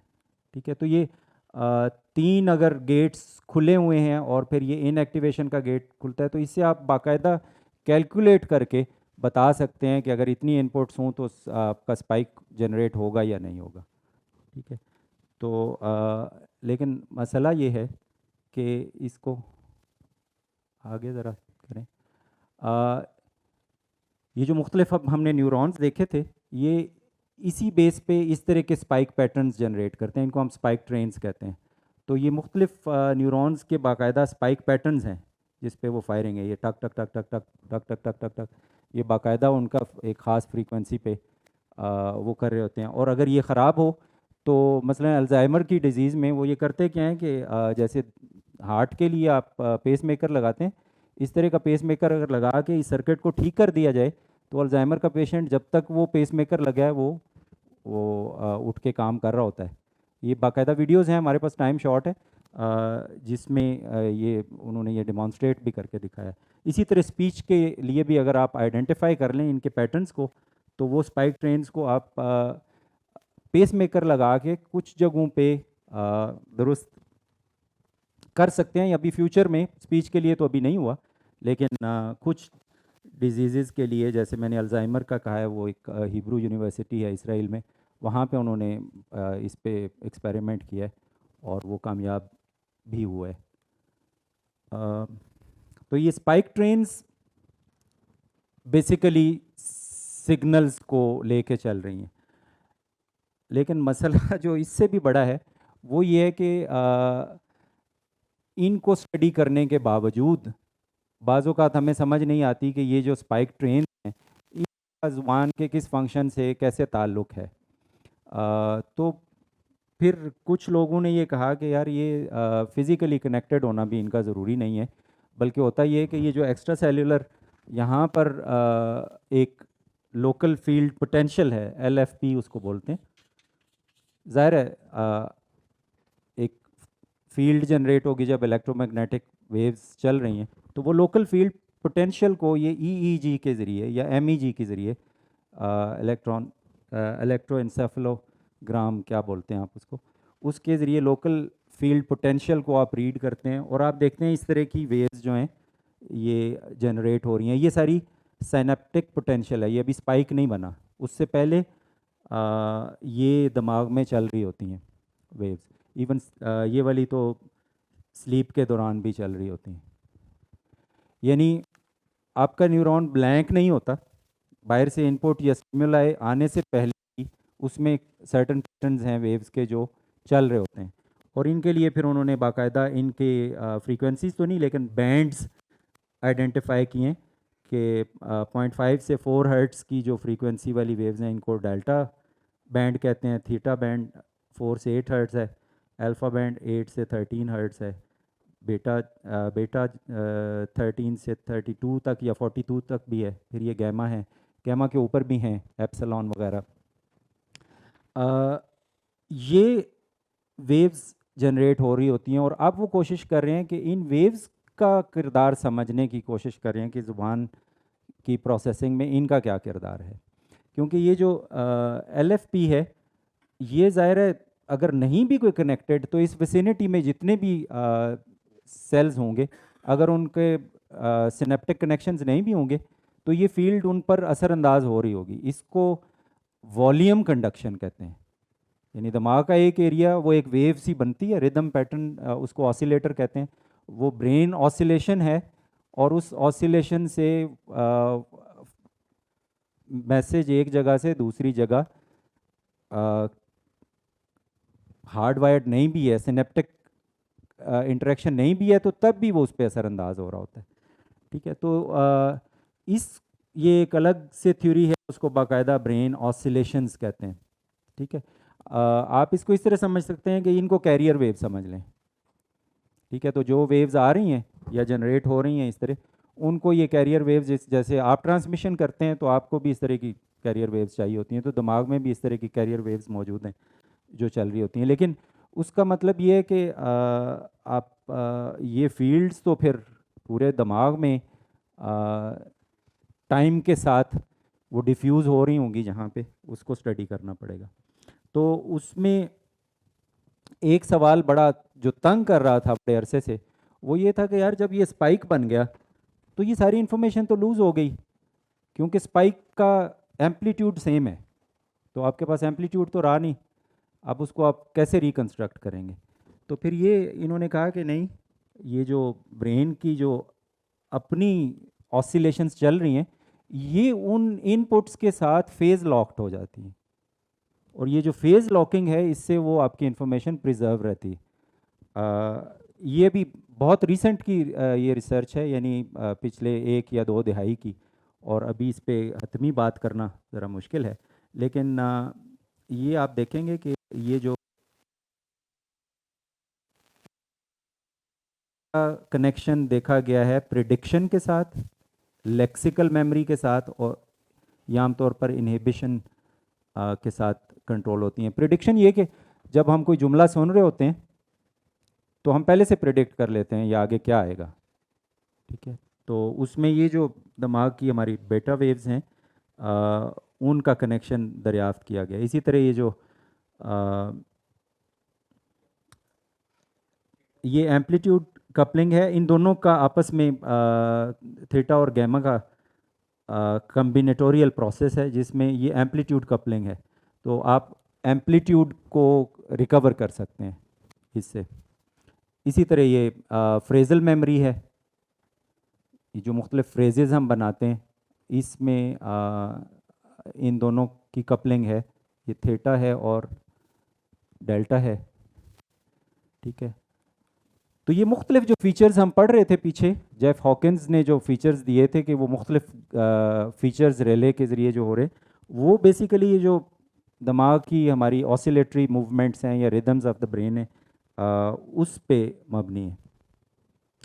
मज़ीद इसकी तफसील जो है वो ये है कि वो जो मैंने पहले आपको वर्निकी गैशमिट मॉडल दिखाया था, अब उसको उसकी बजाय ये नया मॉडल आ गया है जो लेटेस्ट न्यूरल मैप लैंग्वेज का है। तो वो एरियाज़ अभी भी हैं, ये ब्रोकाज एरिया है, ये वर्निक्स एरिया है, लेकिन अब आप देखेंगे कि इसमें ये जो ब्रेन ऑसिलेटरी मूवमेंट हैं, ये जो रिदम्स प्रोड्यूस होते हैं, इनको बाकायदा अगर आप लाइव देखें तो ईईजी रिकॉर्डिंग जो हो रही होती है लाइव, एक्चुअल आप परफॉर्म कर रहे होते हैं कोई बिहेवियर को, और वो ईईजी रिकॉर्डिंग आपकी जो चेंजेस आती हैं आपके ये फील्ड्स में, उनको वो नोट कर रहे होते हैं। तो बल्कि आपने जो वीडियो देखी उसमें भी वो दिखा रहे थे, वो भी ऐसा ही था कि वो एक स्टोरी सुन रहे हैं बच्चे सब्जेक्ट्स, और उसके दौरान जो वो तो एमआरआई थी, ईईजी नहीं था, उसमें ब्लड फ्लो को वो देखते हैं। ब्लड फ्लो ज़रा थोड़ा सा डिलेड होता है, लेकिन ये एग्जैक्ट उस वक्त को आप नोट कर सकते हैं, एग्जैक्ट मिली सेकेंड को जब आपने स्टिमुलस दिया है। तो इसमें इवोक्ड पोटेंशियल या इवेंट रिलेटेड पोटेंशियल वो भी आप चेक कर सकते हैं। तो ये एक वही डायग्राम है अभी भी, लेकिन इसमें ये इनके कनेक्शंस, वो जो हम बात कर रहे थे कि हमारे वैसे 86 बिलियन न्यूरॉन्स हमारे दिमाग में मौजूद हैं, और इनके जो सिनेप्सिस हैं, जो कनेक्शंस हैं, वो 100 ट्रिलियंस के करीब हैं। लेकिन बात वहाँ भी ख़त्म नहीं हो रही, उसके बाद आगे अगर ये भी साथ वॉल्यूम कंडक्शन भी हो रही है, तो फिर तो सिनेप्सिस से भी बात बढ़ गई, फिर तो वो ग्रुप्स की जो एक्टिविटी है उससे जो वेव जनरेट हो रही है वो भी इफ़ेक्ट करती है, और इस पे अभी काम हो रहा है। मैं इसको आखिर पे फाइनल वर्ड, ये एक एंटोनियो ये आर्टिकल है, यहाँ पे इसको अगर ये बड़ा हो सकता है अगर कोई नोट करना चाहे तो, why brave oscillations are improving our understanding of language, ये पूरा इस पे आर्टिकल है। रिसेंट जो डिस्कवरीज हुई हैं उसमें ब्रेन ऑसिलेशंस का रोल बहुत अहम है। तो पिछले 1 दिहाई में काफ़ी इसमें एडवांसमेंट हुई है, लेकिन अभी भी जो स्पेसिफिक क्वेश्चंस हैं, अब मसला ये होता है कि हम कहते हैं यार ये सारी बातें ठीक हैं लेकिन इसमें लैंग्वेज किधर है, शायद लैंग्वेज वाले वो ढूंढ भी रहे हो। वो मसला ये है कि जो जब आप मिलीमीटर और माइक्रोमीटर के स्केल पे बात करते हैं तो ये लैंग्वेज जो है ना, ये इलेक्ट्रिकल सिग्नल्स ही होते हैं, वहाँ पर ये वेव्स ही होती हैं। आप उसको जिस अंदाज में आप ज़ुबान से मुतारिफ होते हैं उस लेवल पे ज़ुबान वो चीज़ नहीं रहती। तो अब बल्कि एक नई फील्ड आई है, ये ऑसिलेशंस को बाकायदा मेजर करते हैं, उसको न्यूरो फीडबैक कहते हैं। और न्यूरल नेटवर्क्स तो मेरा ख्याल है आप लोग यूज़ भी करते हैं नेचुरल लैंग्वेज स्पीच में।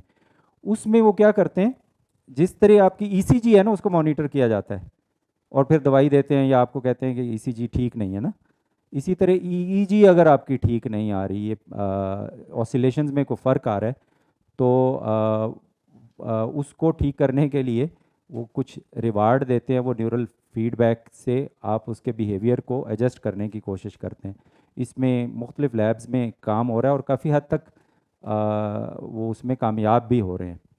तो वो न्यूरल फीडबैक एक बाकायदा टेक्निक भी है जिसमें प्रॉब्लम्स को मिनिमाइज़ किया जा सकता है। मुख्तसरन उसका ये कि फ्रंटल लोब में हमारे कुछ रिवार्ड एरिया है, तो अगर आधे सेकंड में 500 मिली सेकंड में के अंदर अंदर एक एक्टिविटी के साथ वो रिवार्ड जनरेट होता है, तो वो दिमाग उसकी एसोसिएशन उसके साथ लिंक कर लेता है और फिर वो उसको लर्न करता है क्योंकि उसको रिवार्ड मिला है, तो उसको वो रिपीट कर रहा होता है। ठीक है, और ये हम एक्सटर्नली कर रहे होते हैं, यानी वो रिवार्ड जो है वो एक्सटर्नली जनरेट किया जाता है। और रिवार्ड से मुराद ये भी है कि कोई पिक्चर दिखा दी या कोई छोटी सी म्यूज़िक का पीस सुना दिया, ये रिवार्ड का मतलब ये नहीं है कि कोई आइसक्रीम ही खिलाई या पिज़्ज़ा ही खिलाया। वो तो क्लासिकल कंडीशनिंग में उस तरह यूज़ होता था, लेकिन यहाँ पर ये न्यूरल फीडबैक के ज़रिए आप बिहेवियर को मॉडिफाई कर सकते हैं। इसमें एथिकल प्रॉब्लम्स भी हैं, लेकिन उसको मॉडिफाई करके आप स्पीच के से रिलेटेड, लैंग्वेज से रिलेटेड प्रॉब्लम्स उनको ठीक भी कर सकते हैं। अब मसला ये था कि ये मुझे शुरू से ही पता चल रहा था कि इसको मैं मुकम्मल कर ही नहीं सकूँगा क्योंकि इतना बड़ा ये टॉपिक है, इसलिए मैं इसको यहीं रोकता हूँ। आप लोगों के सवालात हैं तो वो आप ज़रूर करें। Sir thank you for a very informative lecture. क्या ये बात ठीक है कि हम अल्फाज में सोचते हैं, और अगर ये बात ठीक है तो फिर क्या इसका ये मतलब है कि if you have a bigger vocabulary so आपकी थिंकिंग भी बेहतर होगी? अगर आपका वोकेबलरी सेट ज़्यादा है, बड़ा है, तो उसमें फिर आपकी थिंकिंग भी ज़्यादा है, क्योंकि वोकेबलरी सेट बेसिकली आपके कंसेप्चुअल मैप को इंडिकेट कर रहा है। तो आपके कॉन्सेप्ट्स उतने ज़्यादा हैं जितनी आपने वोकेबलरी एक्वायर की हुई है। और ये मैं बता रहा था कि 5 साल की उम्र तक बच्चा वो सारा स्ट्रक्चर लैंग्वेज सीख लेता है, उसके बाद जो सीख रहा होता है, सारी उम्र सीख रहा होता है, वो सिर्फ वोकेबलरी में इजाफा होता है। बाकी अपनी लोकल ज़ुबान में आप कोई नई चीज़ नहीं सीख रहे होते, बल्कि जो फिक्स हो चुकी होती हैं उनको फिर बाद में आप सीखना मुश्किल भी हो जाता है। जी ये माइक चाहिए। अच्छा 1 मिनट ज़रा पीछे। हाँ वो सवाल भूल गया। अच्छा मैंने कहा शायद माइक भूल गया लाना।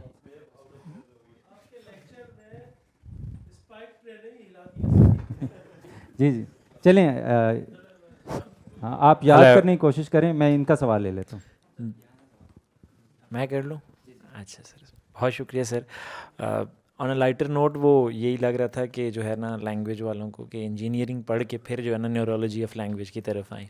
और ऑन अ सीरियस नोट सवाल ये था कि वालिद साहब को मेरे 2014 में फालिज हुआ और उस वक्त मैं लैंग्वेज का स्टूडेंट था, तो मैंने इसको रिसर्च किया और यही जो आपने डिस्कस किया यही इशू था कि his comprehension was all right, his intelligence was all right, but he was unable to communicate in a sense कि वो अपनी तरफ से तो बोलते थे लेकिन वो सेंस नहीं देता था, यानी लफ्ज़ नहीं बनते थे। आवाज़ आप उनको वॉवल्स कह लें, आ ऊ आ, ये आवाज़ आती थी।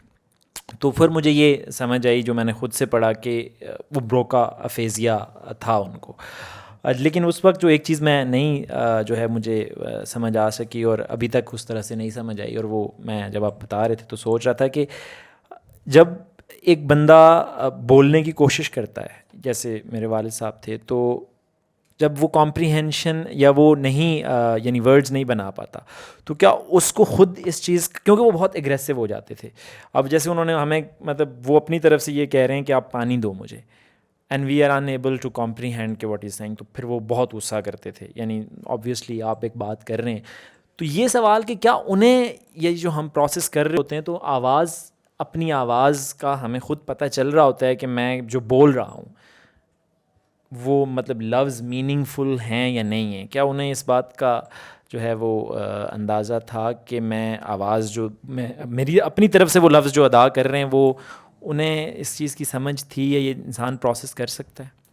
जी, आप बता रहे हैं ना, उनकी कम्प्रीहेंशन चूँकि ठीक थी, तो अपनी आवाज़ को वो सुन के उसको कम्प्रीहेंड कर सकते हैं और उससे उन्हें अंदाज़ा हो सकता है कि ये मीनिंगफुल था जो मैंने बोला है या नहीं। अलबत्ता होता ये है कि जब वो बोल नहीं पाते तो फ्रस्ट्रेशन होती है और उसमें फिर एजिटेटेड होते हैं, तो जिसकी वजह से आपको डांट पड़ जाती। लेकिन ब्रोकाज़ अफेजिया में असल में होता ये है कि जो अल्फाज हमने बोलने होते हैं उसके लिए हमें यहाँ से एनर्जी जो फेफड़ों से आ रही है, गले से गुज़र रही है, वोकल कॉर्ड से गुज़र रही है, फिर वो वोकल कैविटी से या नेज़ल कैविटी से आवाज़ें मुख्तलिफ़ शक्लों में हम तक पहुँच रही हैं। तो इसमें बहुत सारे मसल्स इन्वॉल्व हैं, आपके जॉज़ के, आपकी टंग के, आपके लेरिंक्स और इवन फेरिंक्स के भी, लेरिंक्स के वोकल कॉर्ड्स किस तरह वाइब्रेट हो रहे हैं, इनका बड़ा फ़ाइन किस्म की सिंक्रोनाइजेशन है। तो ये सिंक्रोनाइजेशन ब्रोकाज़ एरिया में एक ऐसा एरिया है जो पहले उसको प्लान करता है बोलने से पहले कि ये मसल सिंक्रोनाइजेशन कैसे होगी। जब वो इफ़ेक्ट हो जाता है तो उनकी सिंक्रोनाइजेशन स्पीच के लिए जो है वो मुतासिर हो जाती है। मोटर एरियाज़ उनके इंटैक्ट होते हैं, यानी उनकी मूवमेंट्स, बाकी मसल मूवमेंट्स उनकी ठीक होती हैं, जॉ से वो खा तो रहे होते हैं, टीथ यूज़ कर रहे होते हैं, ज़ुबान भी हिला रहे होते हैं, लेकिन वो जो एक लफ्ज़ के लिए एक ख़ास तरतीब से उनका उन मसल्स की सिंक्रोनाइजेशन होनी है, वो नहीं कर पा रहे होते। और अब इसी तरह स्टटरिंग है, वो भी इससे मिलती जुलती है। तो उसमें जो इंटरेक्शन हो रहा है न्यूरॉन्स के दौरान, वो बाज़ औक़ात वो वहाँ फंस जाता है, यानी वो स्टटर कर रहे होते हैं और वो वर्ड जो है वो प्रोड्यूस ही नहीं हो पा रहा होता। तो ये उसकी खैर साइकोलॉजिकल रीजंस भी हो सकती हैं, लेकिन फिज़िकल रीज़न में ये। मेरा क्वेश्चन ये था, एक्चुअली 4 हैं, सॉरी अगर जी, उधर है ज़्यादा। मेरा ये क्वेश्चन ये है कि इज़ लैंग्वेज यूनिवर्सल? कैन जो लैंग्वेज है ह्यूमंस की और एनिमल्स की, इज़ इट सिमिलर और सेम?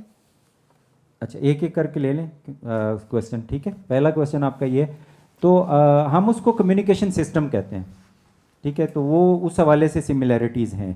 ज़ाहिर है उनका एक मैसेज है, वो मैसेज एनकोड होता है, दूसरा रिसीवर है, वो उस मैसेज को डिकोड कर रहा होता है, लेकिन उनके मैसेजेस लिमिटेड हैं। जो मैं अभी बात कर रहा था वो हियर और नाउ पे मुश्तमिल हैं, ठीक है। तो उनका जैसे आप बल्कि आप ही ने मुझे इंस्पायर किया था कि मैं इस मौजू पे गुफ्तगू करूं, क्योंकि आपने ये सवाल किया था, तो मेरे जहन में आया कि ये न्यूरोलॉजी ऑफ लैंग्वेज एक दिलचस्प सवाल है जिस पे हम बात कर सकते हैं।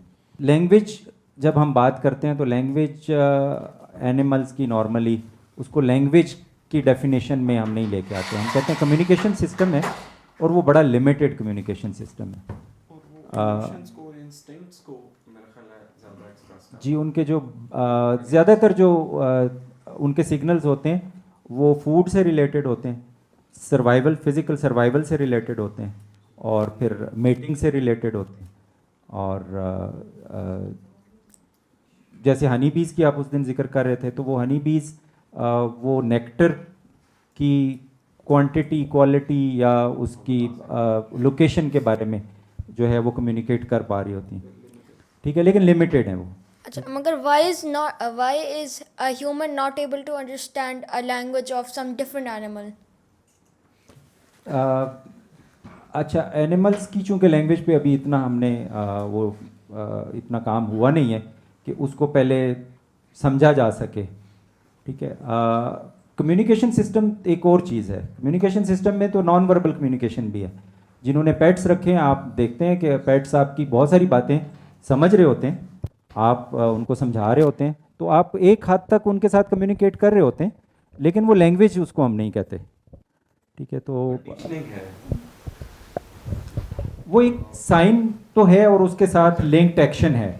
ठीक है, लेकिन वो इस तरह का कॉम्प्लेक्स सिस्टम नहीं है कि हम उसको लैंग्वेज कह सकें। 2 सवाल इसके और हैं, छोटे छोटे होंगे। वो मेरा एक और क्वेश्चन ये है कि हम जब बेबीज़ होते हैं अराउंड 1 to 6 years old, हमारी मेमोरीज हाउ कम वो हमें लेटर एजेस तक एक्सेसिबल नहीं होती? ये बड़ा अच्छा सवाल है।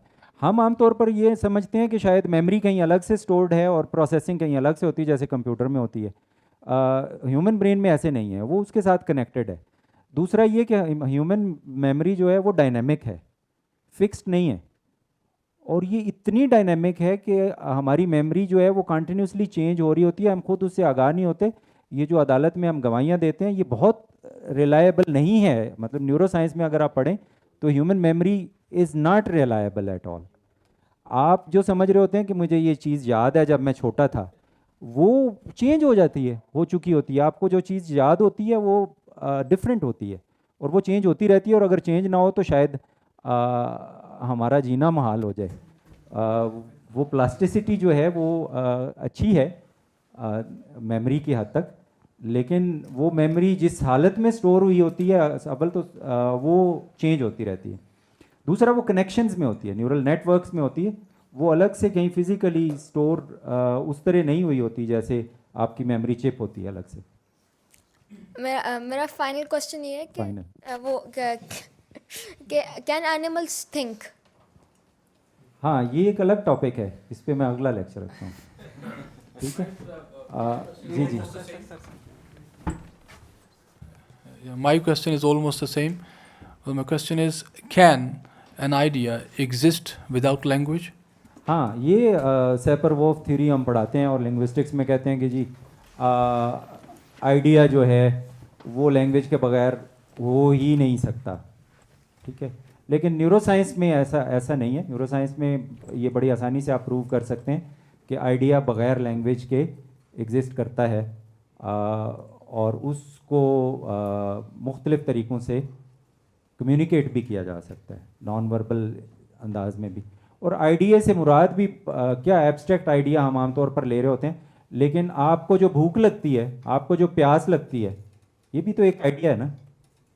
तो ये तो फिज़िकल केमिकल सिक्रेशंस हैं आपके दिमाग में होती हैं, तो आपको भूख लगती है। ठीक है, तो वो उनकी फ़िज़िकल एंटिटी बाकायदा मौजूद है, उसके लिए लैंग्वेज का होना ना होना कोई माने नहीं रखता।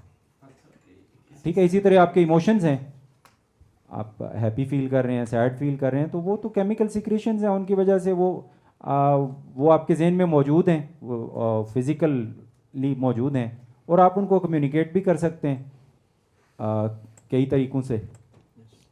ठीक है, आप उसके लिए लैंग्वेज ज़रूरी नहीं है। तो सर वो आपने 1000 ब्रेन्स थ्योरी जो आपने मेंशन की थी, तो उसमें वो एक डायग्राम बनी हुई थी कि ना ऑब्जेक्ट्स मतलब सेंसरी इनपुट, फिर ऑब्जेक्ट्स, फिर हायर लेवल उसके बाद फिर कॉन्सेप्ट्स, आइडियाज़।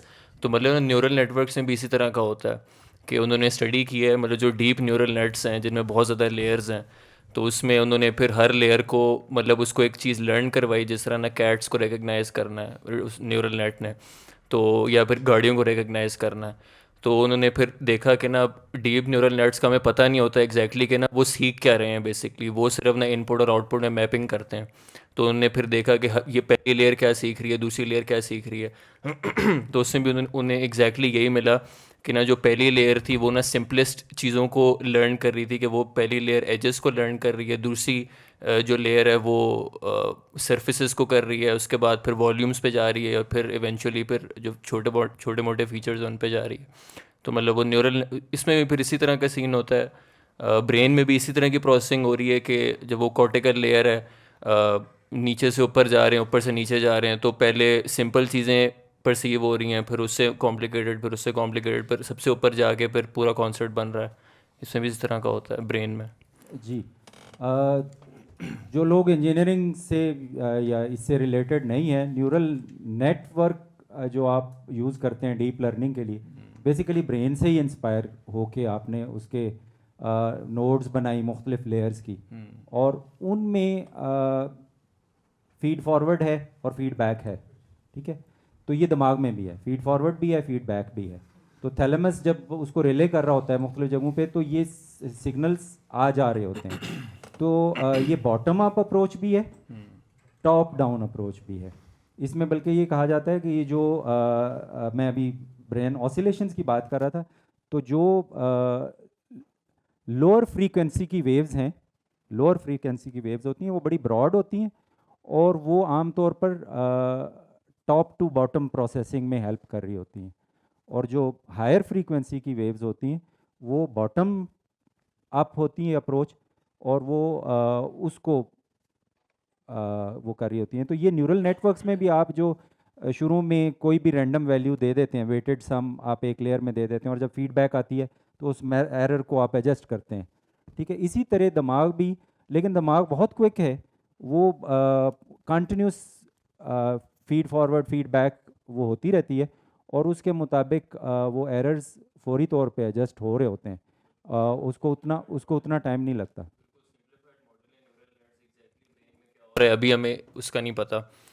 लेकिन एक और भी जो डिफरेंस है न्यूरल नेट्स और ब्रेन के दरमियान, जो ये कंप्यूटर साइंटिस्ट भी जिसको स्टडी करने की कोशिश कर रहे हैं, वो ये है कि न्यूरल नेट्स में ना हमारे पास डिफरेंट टाइप्स ऑफ हम एल्गोरिदम्स इस्तेमाल करते हैं, कि ना कहीं हम कोई ग्रेडियंट डिसेंट इस्तेमाल कर रहे हैं, कहीं हम कोई डिसीजन ट्रीज इस्तेमाल कर रहे हैं, कहीं कुछ और कर रहे हैं प्रॉब्लम के हिसाब से।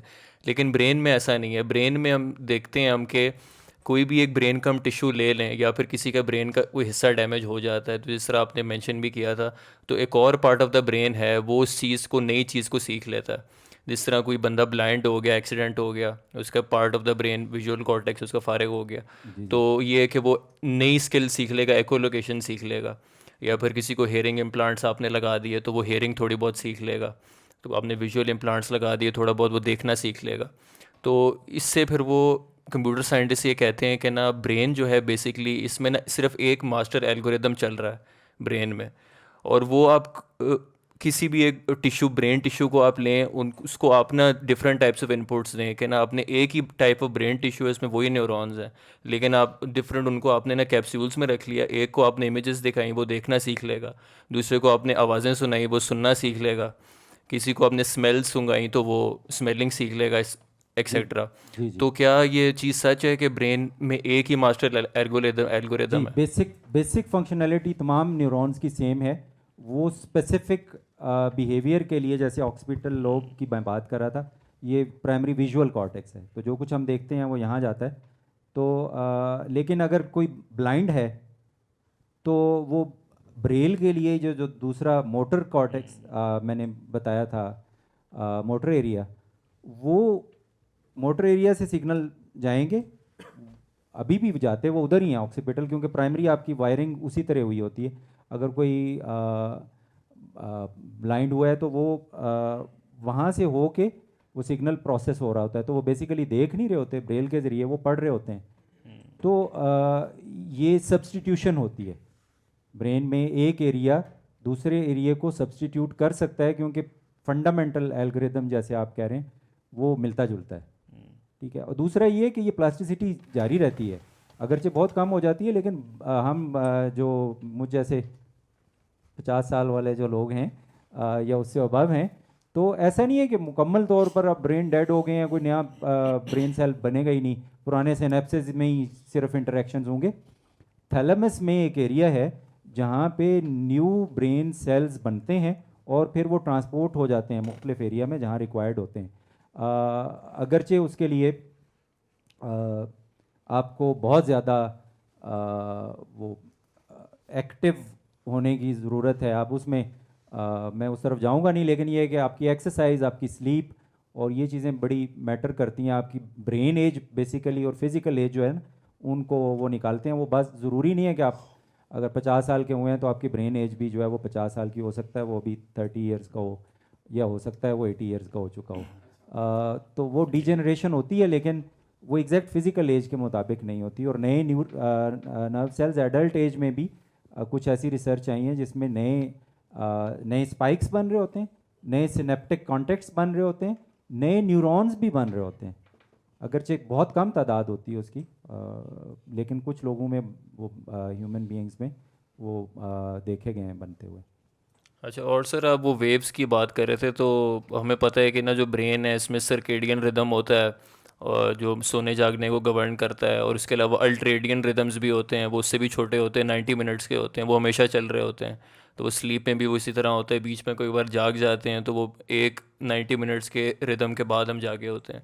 और कभी कभार जब हम बहुत ज़्यादा सो के भी जब उठते हैं, गलत टाइम पे उठ जाते हैं, अलार्म की वजह से कोई उठा देता है, तो चाहे हम 8 घंटे भी सोए हों तो बहुत शदीद थकन हो रही होती है, ब्रेन फॉग हो रहा होता है, तो वो अल्ट्रेडियन रिदम के बीच में हम जागे होते हैं, उसके बाद नहीं जागे होते। तो इसको हम जो है अल्फ़ा बीटा गैमा वेव्स के टर्म्स में किस तरह समझ सकते हैं, सर्केडियन रिदम और जो डेल्टा है ना, वो स्लीप वेव्स हैं। जब हम सो रहे होते हैं उस वक्त डेल्टा होती हैं, ठीक है। और जब सबसे पहले जो डिस्कवर हुई थी वो अल्फ़ा रेज हुई थी। तो अल्फ़ा अगर हम आंखें बंद करते हैं, यानी ये बड़ा एक गॉल था, एक गॉल उसका नाम था, एक न्यूरो साइंटिस्ट था, पता नहीं न्यूरो कहना चाहिए या नहीं, क्योंकि वो 18th सेंचुरी या 19th सेंचुरी में था। तो वो अपने बेटे के सर पे बाकायदा हाथ रख के उसमें इलेक्ट्रिकल स्टिमुलेशन के ज़रिए और उसको कहता था आंखें बंद करो, आंखें खोलो। तो अल्फ़ा वेव्स उसने देखा था कि वो एसोसिएट होती हैं, जब वो आंखें बंद करते हैं तो यकदम EEG में अल्फ़ा वेव्स आती हैं। और इसका ताल्लुक बेसिकली कॉन्शियसनेस से है, जिसको आमतौर पर न्यूरोलॉजिस्ट जो है अवॉइड करते हैं इस वर्ड को। वो ये कहते हैं कि ये स्लीप या कोमा से शुरू कर लें, स्लीप से लेके अटेंशन या आप हाइपर एक्टिव हैं, उनकी मुख्तलिफ स्टेजेस हैं। तो उसमें जो हाईएस्ट कॉग्निटिव फंक्शंस हैं वो गैमा, एप्सिलॉन, उन फ्रीक्वेंसीज पे हैं, और डेल्टा स्पीच में है, थीटा स्लीप और जागने सोने दोनों के दरमियान कहीं है, और फिर उसके बाद अल्फ़ा है, और फिर बीटा है, फिर गैमा है। और अगर आप बहुत एक्स्ट्रा सुपर चार्ज्ड हैं और बहुत ज़्यादा अटेंटिव हैं, जैसा कि मैं समझ रहा हूँ कि आप हैं, हो सकता है ना हो, कुछ लोगों की आंखें बंद भी हैं, तो वो फिर अल्फ़ा बीटा और गैमा के लेवल पे उसमें एक्टिविटी हो रही है। जी ये सवाल। सर ये जो कुछ रिसर्च कहते हैं कि दो मुख्तलिफ़ ज़बानों में सोचना बैक वक्त ये आपके इंटेलेक्ट को इम्प्रूव कर देता है, आप इसको न्यूरोलॉजिकली किस तरह एक्सप्लेन करेंगे? हाँ, बायलिंगुअल ब्रेन पे बाकायदा रिसर्च हुई है। तो मल्टीलिंगुअल बायलिंगुअल ब्रेन जो हैं वो बहुत सारे फंक्शंस ज़्यादा अच्छा परफॉर्म कर सकते हैं। तो उसमें ये होता ही है कि जब आप क्रिटिकल पीरियड में होते हैं तो आपके पास हर तरह की ज़ुबान सीखने की आप में सलाहियत होती है, लेकिन फिर आपके स्पीच ब्लॉक्स या आपके सोचने के जो अंदाज हैं वो लिमिटेड होते जाते हैं। तो अगर आपके पास दो लैंग्वेजेस हैं, इसका मतलब है कि आपके पास दो वर्ल्ड व्यू हैं, दो ग्लासेस हैं, जिनके ज़रिए आपका जो पिक्चर बनेगी वो मोनो नहीं होगी, स्टेरियो होगी। वो अगर ज़्यादा हैं तो और ज़्यादा रिच हो जाएगी, ठीक है। तो मल्टीपल पर्सपेक्टिव्स आपको मिलेंगे, वो और ज़्यादा रिच हो जाएगी। और कई लोग ये पूछते हैं कि बचपन में हम कंफ्यूज कर रहे हैं, छोटे बच्चे हैं जी, उनको 3-3 ज़ुबानें पढ़ा रहे हैं। भाई ये फ़ायदेमंद है, वो अगर क्रिटिकल पीरियड में जितनी ज़ुबानें सीखेंगे ये बाद में वो नहीं सीख सकेंगे कभी भी। उससे उनकी इंटेलेक्ट के साथ भी कोरिलेशन देखा गया है। तो जिन्हें मल्टीपल लैंग्वेजेस आती हैं और उनमें ज़्यादा वोकेबलरी उनकी होती है, उनके आमतौर पर अंडरस्टैंडिंग या IQ लेवल बेहतर होता है। हालांकि ज़ुबान सीखने के लिए IQ लेवल इतना अहम नहीं है, लेकिन जो वोकेबलरी आप एक्वायर करते हैं उसके बाद आपकी प्रोसेसिंग ज़्यादा बेहतर हो जाती है। लेक्चर तो आपका ज़्यादा न्यूरोलॉजी पे था, वही जो आपने बताया कि हम मिस कर रहे थे। अच्छा, दो चीज़ें मुझे थोड़ी सी कंफ्यूज। एक तो ये कि जो एवोल्यूशन में जो पार्ट्स द ब्रेन जो रिस्पॉन्सिबल है लैंग्वेज के लिए, जो आपने मुख्तलिफ पार्ट्स दिए, नाम में गलत ना ले लूँ, तो वो पार्ट्स क्या कोई एविडेंसेस मौजूद हैं कि वो इवॉल्व हुए हैं? और उसका एक रीज़न ये भी, एक एविडेंस ऐसे भी है कि मेन टू मेन वेरी करे, वो लैंग्वेज और वो एविडेंट हो कि वो साइजेस में फ़र्क है। एक तो ये। दूसरा जो एनिमल में जिस तरह बताया गया कि कम्युनिकेशन के, तो ह्यूमन बीइंग में भी कम्युनिकेशन जो आज जिस तरह आपके पास अभी लैंग्वेज मौजूद है रिटन फॉर्म में, उससे पहले वोकल थे, उससे पहले शायद इशारों की ज़ुबान हो, आई एम नॉट श्योर कि मेरे पास एविडेंस तो नहीं है। तो क्या ये इवॉल्व होके इस स्टेज पे पहुंची है? एक तो ये सवाल मैं रिफ्रेश किया। दूसरा ये सवाल है कि एक केस था, वो बिल्कुल मेरे सामने ही हुआ है। वो ये था कि बच्चा पश्तो स्पीकिंग था, ही वाज स्पीकिंग, और वो 8 साल 9 साल में किसी ऐसे एरिया में चला गया जहाँ पे उसको सिर्फ पर्शियन ज़ुबान बोलनी पड़ गई थी। अच्छा, वो बच्चा कोई 8 महीने 10 महीने साल बाद वापस अपनी कम्युनिटी में जब आया तो वो अंडरस्टैंड कर रहा था पश्तो लैंग्वेज को, बट ही कुडंट स्पीक। हालांकि उसके सारे मेमोरी में सारे वर्ड मौजूद थे, but he can not use it. और वो ऐसे एरिया में गया था जहाँ पे पश्तो स्पीकिंग कोई नहीं एग्जिस्ट करता था। तो इस केस को थोड़ा सा एक्सप्लेन करना हो, पहले वाले को केस। जी जी, इवोल्यूशन ऑफ लैंग्वेज तो एक अलग सब्जेक्ट है पूरा। उसमें ये हमारे जो जॉज हैं और ये जो पोस्चर है, ये पुराने फॉसिल्स को देख के उसको स्टडी किया जाता है, तो ये इवॉल्व हुए हैं। बाकी जो ब्रेन है ये भी इवॉल्व हुआ है। सबसे पहले ये जो है हाइंड ब्रेन था, फिर मिड ब्रेन था, फिर उसके ऊपर जो कॉर्टेक्स है, ये सबसे नया हिस्सा है जो दिमाग का ऊपर ग्रे मैटर है। और ये एक अगर आप इवोल्यूशनरी पॉइंट ऑफ व्यू से देखें तो एक ख़ास हद तक ये दिमाग का साइज़ बड़ा होता चला आ रहा है, लेकिन उसके बाद से पिछले कुछ हज़ारियों से अब ये सुकड़ना शुरू हो गया है। इसका मतलब ये नहीं है कि हम कोई कम इंटेलिजेंट हो गए हैं या अब हमें उसकी वो ज़रूरत नहीं रही।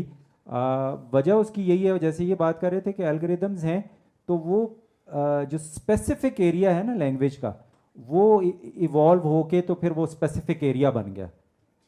ठीक है, शुरू में एक जेनेरिक पर्पस न्यूरॉन्स वो तो मौजूद थे, तो कम्युनिकेशन होती थी पहले इशारों से ही होती होगी, फिर वोकल होना शुरू हुई। वोकल तो बाकायदा ये जब 2 पाँव पे खड़े होना सीखा तो आप आवाज़ ये आपके इवन लेरिंग्स वगैरह जो है ना सीधा खड़े होने से बनी। फिर आपके खाने की जो हैबिट्स हैं वो उनकी वजह से आपके इवॉल्व हुए हैं जॉज भी, और ब्रेन भी इसी तरह जो है वो इवॉल्व हुआ है। इवन डेवलप होता है ना, जब एक मैं ये कह रहा था, बच्चा जब उसका ब्रेन डेवलप हो रहा होता है तो वो बाकायदा इस तरह का साइकिल है सी का, यानी टेम्पोरल लोब से ऑक्सीपिटल लोब इस तरह करके सबसे आखिर में ये जो फ्रंटल लोब है जो कि प्लानिंग और बहुत आप एडवांस किस्म की जो कॉम्प्लेक्स थिंकिंग कर रहे होते हैं उसमें इन्वॉल्व होता है, तो ये सबसे बाद में जाके डेवलप होता है।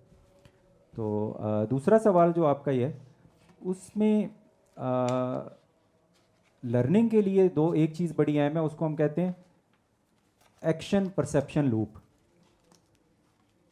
तो आप जो चीज़ सीख रहे हैं उसको एक्ट आउट करना ज़रूरी है, वरना दिमाग उसको भुला देगा। तो अगर उसके कानों में आवाज़ें पड़ रही हैं और फिर वो उनको बोल भी रहा है तो फिर वो उसको याद रहेंगी, लेकिन अगर एक बहुत लंबे अरसे तक वो उसको परफॉर्म नहीं कर रहा, एक्ट नहीं कर रहा, इसीलिए वो परसेप्शन एक्शन के साथ जुड़ी हुई है। बल्कि इस पे एक ह्यूबल एंड विजल, मैं अगर गलत नहीं हूँ तो उन्होंने परफॉर्म किया था 2 बिल्लियों पे कि एक घूमने वाला एक रॉड सा था, उसमें 2 बास्केट्स थी, ठीक है, और रॉड के साथ लटकी हुई 2 बास्केट्स थी, और किटन बिल्कुल आइडेंटिकल ट्विंस थे। जब वो पैदा हुए तो उसको दोनों को एक बास्केट में रख दिया, एक को दूसरी बास्केट में रख दिया। एक के पाँव और हाथ जो हैं वो आज़ाद थे, दूसरे को बांध के रख दिया। तो वो जो जिसके हाथ पाँव आज़ाद थे, जब वो चलती थी तो वो रॉड घूमता था, जिसकी वजह से दूसरी बिल्ली जो पैसिव थी वो भी घूमती थी। तो ये इस एक्सपेरिमेंट के बाद उनको जो है बाद में अंधेरे कमरे में ले जाया जाता, जहाँ उनको खुराक दी जाती, वो कुछ देख नहीं सकती थी, फिर दोबारा ले आए। जब उनका एक क्रिटिकल पीरियड गुजर गया तो पता चला कि वो जो पैसिव कैट थी जो खुद चल के नहीं देख रही थी कि ये दीवार मुझसे कितनी दूर है, ये चीज़ें क्यों बदल रही हैं। हालांकि चीज़ें वो देख तो रही थी कि इर्द गिर्द वही चीज़ें देख रही थी जो एक्टिव बिल्ली देख रही थी, लेकिन वो बिल्ली पैसिव ब्लाइंड हो गई फॉर एवर, क्योंकि उसका क्रिटिकल पीरियड वो गुजर गया। और वजह उसकी ये उन्होंने इंटरप्रेट की कि उसका चूँकि एक्शन के साथ लिंक नहीं था परसेप्शन का, तो इसलिए वो डेवलप ही नहीं हो सका। तो ये इंसानों में भी इसी तरह ही वो कुछ अरसा रहेगा तो सीख जाएगा, उसको पर्शियन भूल जाएगी। तो ये इस पे बड़े दिलचस्प तजर्बे हैं। एक बायलिंगुअल था इस तरह, उसको कोई हादसा हुआ और बाद में उसका ब्रेन का कुछ हिस्सा डैमेज हो गया, निकाल दिया गया, तो वो रशियन ज़ुबान जो उसने बाद में सीखी थी वो उसको भूल गई, और मुझे याद नहीं है, शायद फ्रेंच उसकी असल ज़ुबान थी क्या, जो पुरानी ज़ुबान थी वो उसकी इंटैक्ट थी। तो इसका मतलब है कि वो ब्रेन में एरियाज़ इवन लैंग्वेज के लिए भी स्पेसिफाइड वो हो गए थे, लेकिन वो वक्त के साथ साथ होते हैं। अब ये बैलेंस बड़ा मुश्किल है। प्लास्टिसिटी हम चाह रहे होते हैं, लेकिन दूसरी तरफ स्टेबिलिटी बड़ी अहम है। तो स्टेबिलिटी की वजह से आपकी प्लास्टिसिटी कम हो जाती है। तो आप चाह रहे होते हैं कि आप सारी उम्र दिमाग ग्रो ही तो ना करता रहे ना। अब आपने एफिशिएंसी के लिए ज़रूरी है कि आप एक स्टेबल भी हो जाएं, स्टेबल स्टेट पे भी पहुंच जाएं। लेकिन दूसरी तरफ बाजू का ज़रूरत भी पड़ जाती है आपको प्लास्टिसिटी की बाद में। आइंस्टाइन की लिंग्विस्टिक स्किल्स इतनी अच्छी नहीं थी, लेकिन वो उसका आईक्यू और उसके बाद उसके ब्रेन पर जो रिसर्च की गई, तो इसको आप कैसे देखते हैं? अच्छा, एक तो आइंस्टाइन के बारे में मशहूर है कि उसका ब्रेन आम लोगों के साइज के मुकाबले में 4 बहुत years बड़ा के था, बड़ा जब था। ये कहा जाता है कि 4 years का था तो उसने ये पहला गलत है। सेंटेंस बोला। उसका आम लोगों के मुकाबले में उसका ब्रेन का साइज जो है वो छोटा था, बड़ा नहीं था। हमारा जो ब्रेन है ना तकरीबन इस साइज का है, 1.5 किलो उसका वज़न है। लेकिन हमारा जिस्म का जो खून है उसका 5वां हिस्सा जो है वो दिमाग को जाता है, फंक्शन वाइज वो है। तो स्कूल से उसको कहते हैं निकाल दिया गया था। ज़ुबान उसने बड़ी लेट जाके सीखी थी। तो मैं पहले भी बताया कि इस पे स्टडीज़ हुई हैं। तो आईक्यू बेहतर होना ज़रूरी नहीं है कि लैंग्वेज आप अच्छे लैंग्वेज प्रोफिशेंट लैंग्वेज स्पीकर हैं तो इसका मतलब ये नहीं है कि आपका आईक्यू लेवल बहुत बेहतर है। उसकी शायद वजह एक ये भी है कि आईक्यू जो इंटेलिजेंस कोशेंट है ना, ये असल में हार्वर्ड गार्डनर से बहुत पहले बन गया था। हार्वर्ड गार्डनर ने जो मल्टीपल इंटेलिजेंसेस का दिया ना, ये बहुत बाद में दिया। तो अब उसने कहा कि जी म्यूज़िकल इंटेलिजेंस भी होती है, मैथमेटिकल इंटेलिजेंस भी होती है, लिंग्विस्टिक इंटेलिजेंस भी होती है। तो लैंग्वेज एक किस्म की इंटेलिजेंस है, लेकिन वो आईक्यू में मेजर नहीं हो रही थी।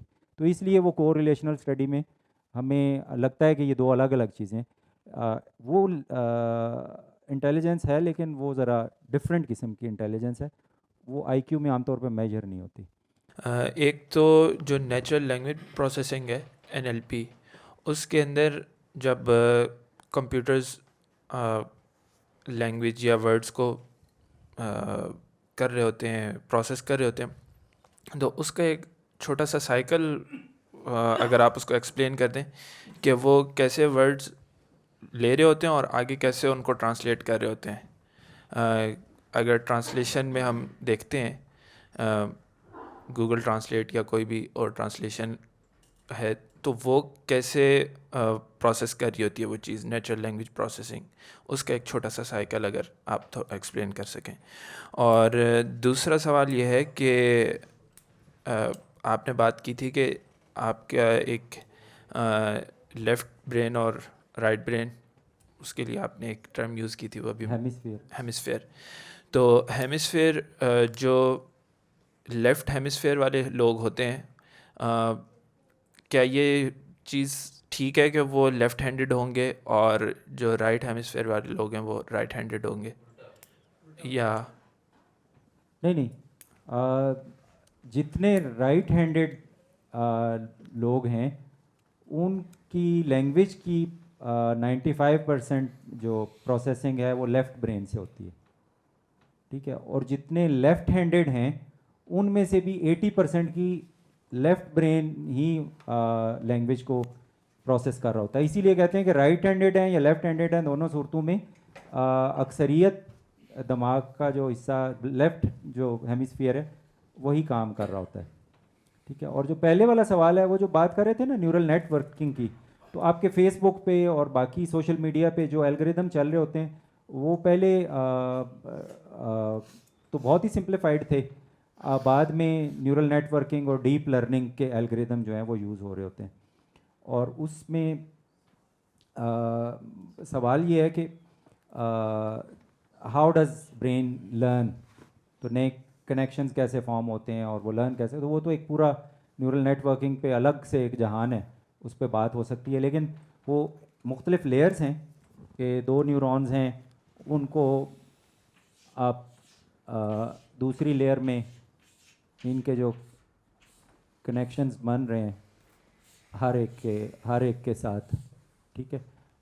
इसी तरह फिर आगे तीसरी लेयर है और यहाँ से ये फीड फॉरवर्ड होके इन दोनों के दरमियान एक आर्बिट्ररी सा वो एक नंबर रख देते हैं और फिर जब फीडबैक आती है आप लेट से कि प्रिडिक्ट कर रहे हैं कि ये नंबर जो है ये क्या है, ठीक है। अब इंसान के लिए तो बहुत आसान है, ये क्या है 6 है, लेकिन मशीन को ये समझाना बहुत मुश्किल है क्योंकि ये भी 6 है, ये भी 6 है, ठीक है, ये भी 6 है और पता नहीं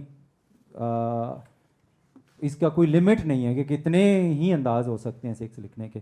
तो इन दोनों में जो इन तीनों में जो फ़र्क है वो उसको फिर सीख रहे होते हैं, वो मल्टीपल ट्रायल्स वो कर के तो उसको वो जनरेट कर रहे होते हैं। लेकिन उसके लिए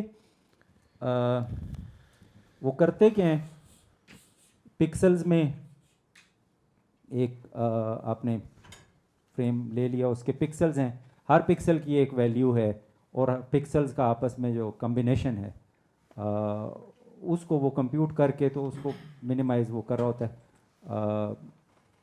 बाकी बहुत कॉम्प्लेक्स हो जाएगी वो बात, वो एक साइकिल इस तरह बताना बड़ा मुश्किल है, वक्त भी शॉर्ट है और अभी कुछ और सवाल भी लेना चाह रहे हैं। हमारे पास कितना टाइम है अभी? सर एक जो चीज़ बहुत ज़्यादा मिसिंग है लिंग्विस्टिक्स में वो एवोल्यूशनरी एस्पेक्ट है। प्रॉब्ली ये चॉम्स्की ने जो एक व्यू दिया था वो तब से चल रहा है। लेकिन कुछ रीसेंट बड़ी इंटरेस्टिंग डिस्कवरीज आई हैं। अभी आई थिंक 3 वीक्स पहले एक रिसर्च पब्लिश हुई है जो कि बड़ी ग्राउंड ब्रेकिंग कह सकते हैं कि उन्होंने कोई 40 चिंपैंजीज़ की लैंग्वेज को स्टडी किया है and it has a very similar pattern जो कि एक प्रिमिटिव ह्यूमन लैंग्वेज की तरह है। मतलब दे कैन कंबाइन कॉल्स के फूड इधर डेंजर है और उधर फूड है, तो they can combine these 3-4 calls और बता सकते हैं कि इधर नहीं जाना इधर जाना, फूड इधर है, ठीक है। So it's like a kind of a sentence. ये फर्स्ट एवर इट हैपन ना। और मतलब अब linguistic I think it's coming out of that Chomsky का जो शैडो है कि language was not like a universal grammar नहीं थी कि जो एकदम से इवॉल्व हो गई या ब्रेन में अपीयर हो गई। ये उसी तरह कम्युनिकेशन सिस्टम जो शायद इंसेक्ट से स्टार्ट हो के मैमल से होता हुआ इवॉल्व हुआ एक सिस्टम है।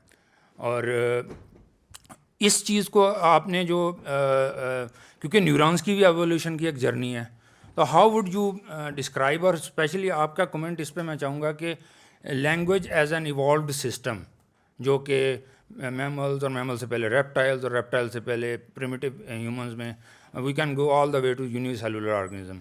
आप क्या कहना चाहेंगे इसके बारे में? अभी आई एम श्योर कि ये इट्स वेरी रिसेंट और ये अभी प्रॉब्ली बहुत सारे पजल पीसेस अभी सॉल्व भी नहीं हैं, लेकिन फिर भी आपका कमेंट। वो जब मैं ये लेक्चर सोच रहा था ना तो उसमें मेरे जहन में आ रहा था कि क्यों ना इसको पूरी सीरीज़ बना दिया जाए, क्योंकि जेनेटिक्स ऑफ लैंग्वेज अलग है, इवोल्यूशन ऑफ लैंग्वेज अलग है, जो नेचुरल लैंग्वेज प्रोसेसिंग है वो अलग है, क्योंकि इसको ये आता है एक वक्त में उसका जो है वो किया नहीं जा सकता।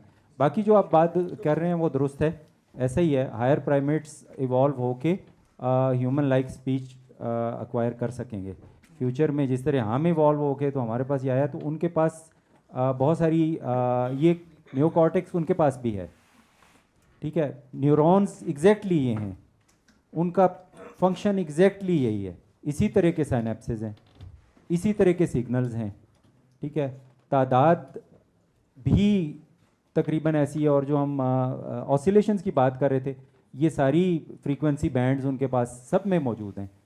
हायर प्राइमेट्स क्या, इवन माइस में भी, और वो बाकी ममेलियन जो हैं उनमें भी हैं। एक मिनट ज़रा मैं बात मुकम्मल कर लूँ। तो जिस तरह इवॉल्व हो के हमने एक कॉम्प्लेक्स लैंग्वेज सिस्टम बनाया है, तो उनका लैंग्वेज सिस्टम भी कॉम्प्लेक्स हो रहा है, और शायद फ्यूचर में कुछ ह्यूमन लाइक स्पीच के करीब करीब आ भी सकें, वी डोंट नो। अच्छा, मेरा सवाल भी तकरीबन ऐसा ही था, और मैं ये मतलब पूछना चाह रहा था कि देखें, जो बेसिक पर्पस हमें ज़ुबान का नज़र आता है उसके अंदर तो कम्युनिकेशन है ना, कि किस तरह से आपने किसी भी पर्पस को कम्युनिकेट करना है, ठीक है। तो वो चीज़ हमें नज़र आती है इंसानों में भी कि नॉन वर्बल कम्युनिकेशन भी होती है। फिर इसी तरह से जानवरों के यहाँ हमें नज़र आता है कि वो भी इस तरह से नॉन वर्बल कम्युनिकेशन या आवाज़ें निकाल के, या फिर बाज़ों का तो ये भी होता है कि जैसे कुछ जानवर तो ऐसे भी हैं जो कि मतलब सिक्रीशन जिन मॉलिक्यूल्स की होती है और उससे भी कम्युनिकेशन हो जाती है, जैसे मैटिंग वगैरह के सिलसिले में होता है, ठीक है। तो अगर हम बेसिक पर्पस के ज़रिए लैंग्वेज को डिफ़ाइन करने की कोशिश करें, तो क्या हमें नहीं लगता कि लैंग्वेज और मतलब तमाम जानवरों के यहाँ एक यकसा पाई जाने वाली चीज़ है, जो सिर्फ कम्प्लेक्सिटी के हिसाब से कुछ जानवरों में ज़्यादा मतलब वो फ़ाल है और कुछ में नहीं है? कुछ इस तरह का मतलब हम डिफ़ाइन कर सकते हैं लैंग्वेज को कुछ ख़ास अल्फाज में? कम्युनिकेशन सिस्टम के हवाले से तो आप सही कह रहे हैं। ज़ाहिर है उनके कम्युनिकेशन सिस्टम महदूद अभी इसलिए है क्योंकि उनकी नीड्स महदूद हैं। इवोल्यूशन आइसोलेशन में नहीं होती, हम सोशल ऑर्गेनिज्म के तौर पे भी इवॉल्व हुए हैं। तो जब कम्युनिटीज़ हैं तो कम्युनिटीज़ में आपको कम्युनिकेशन की ज़्यादा ज़रूरत है, ठीक है। अब एनिमल्स को इसकी ज़रूरत नहीं है कि वो न्यूरोलॉजी ऑफ लैंग्वेज पे सेशन रखें और उस पर कोई आगे सवाल करे। हम abstract logical complex philosophical thinking भी हमारी नीड बन चुकी है।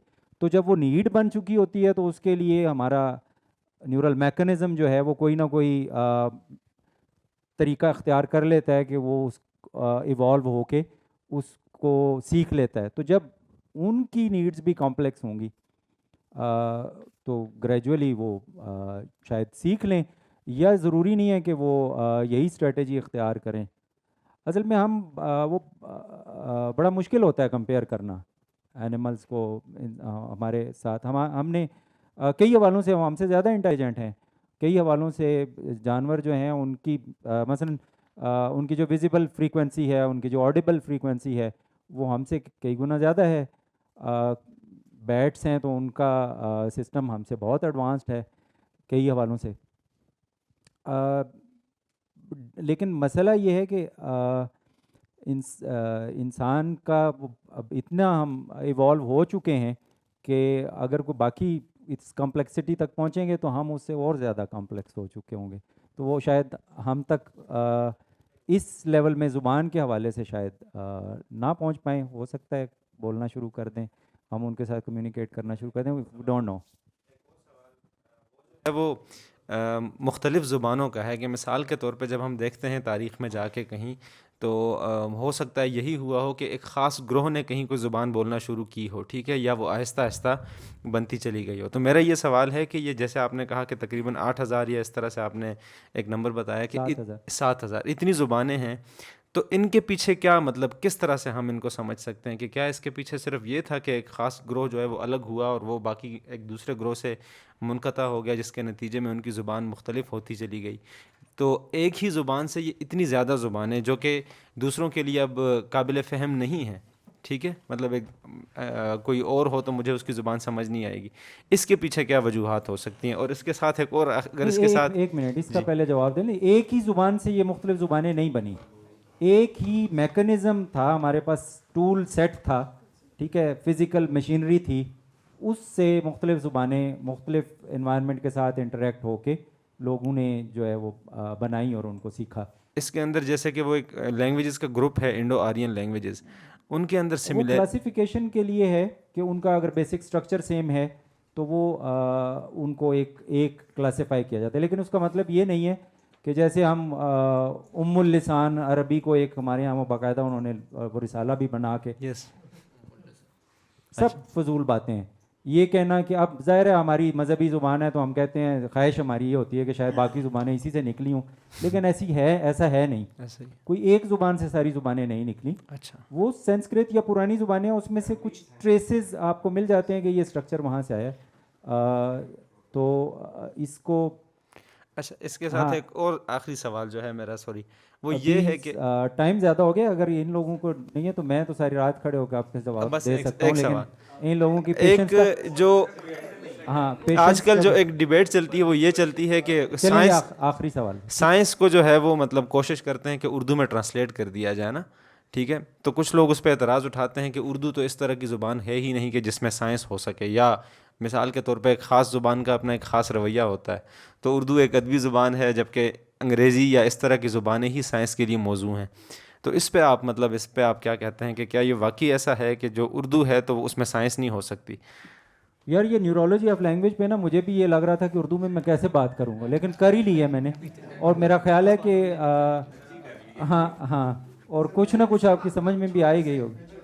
अच्छा सर, आई विश, चलो आखिर पे मुझे याद आया, लेकिन न्यूरोलॉजी ऑफ लैंग्वेज को प्लीज़ डिफ़ाइन कर दें, मतलब हमारी सहूलत हो जाएगी, आपकी भी सहूलत हो जाएगी, ताकि हम सवाल फिर उसी पे पूछें। Thank you. असल में लैंग्वेज को देखने के कई अंदाज हैं, तो मैंने शुरू में आगाज़ ये किया था कि अगर ब्रेन को हम मशीन के तौर पर लें तो ये ज़ुबान उसके एक फंक्शन के तौर पे हम उस पर बात करना चाह रहे थे, लेकिन चूंकि ज़ुबान जिस ज़ुबान से हम आगाह हैं, जिसको हम जानते हैं, वो असल में मिलीमीटर वाली है नहीं, तो इसलिए सवाल हमेशा सियासी होते हैं, जमालियाती होते हैं, और बड़े लेवल पे होते हैं, हायर लेवल पे होते हैं, लेकिन ये वक्त लगता है कि आप उस लेवल पे फोकस करके चीज़ों को देखें, तो आपस में इंटरप्ले भी है उनका, आप बिल्कुल उनको इग्नोर कर भी नहीं सकते, क्योंकि उस लेवल के साथ आपको लिंक बाज़ों का चीज़ें करनी भी पड़ती हैं, लेकिन हम जो समझते हैं ना कि रियलिटी जिस तरह हम उसको ब्रॉडर लेवल पे देखते हैं, ये ऐसी है जैसे क्वांटम फिज़िक्स आपकी जो है उसके बिल्कुल और मैकेनिज़्म है, वो लगता है जहान ही कोई और है। तो ये ज़ुबान जब दिमाग के लेवल पे आप स्टडी करते हैं तो आपको लगता ही नहीं है कि आप तो ये क्या इंजीनियरिंग पढ़ रहे हैं या आप कोई इलेक्ट्रिक केमिकल सिग्नल्स पढ़ रहे हैं, ज़ुबान किधर गई।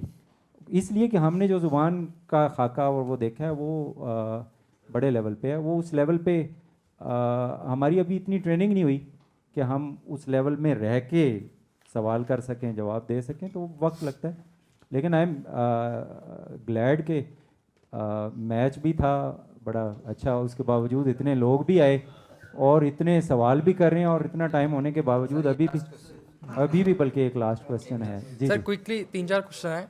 पहला क्वेश्चन ये है कि ये जो अरिस्टोटल के नज़रियात हैं, वो कहता है कि man came from blank slate, क्या उसको न्यूरो साइंस एड्रेस कर पाती है या करती है, या कुछ उसकी डायमेंशन इधर डिफाइन है या नहीं?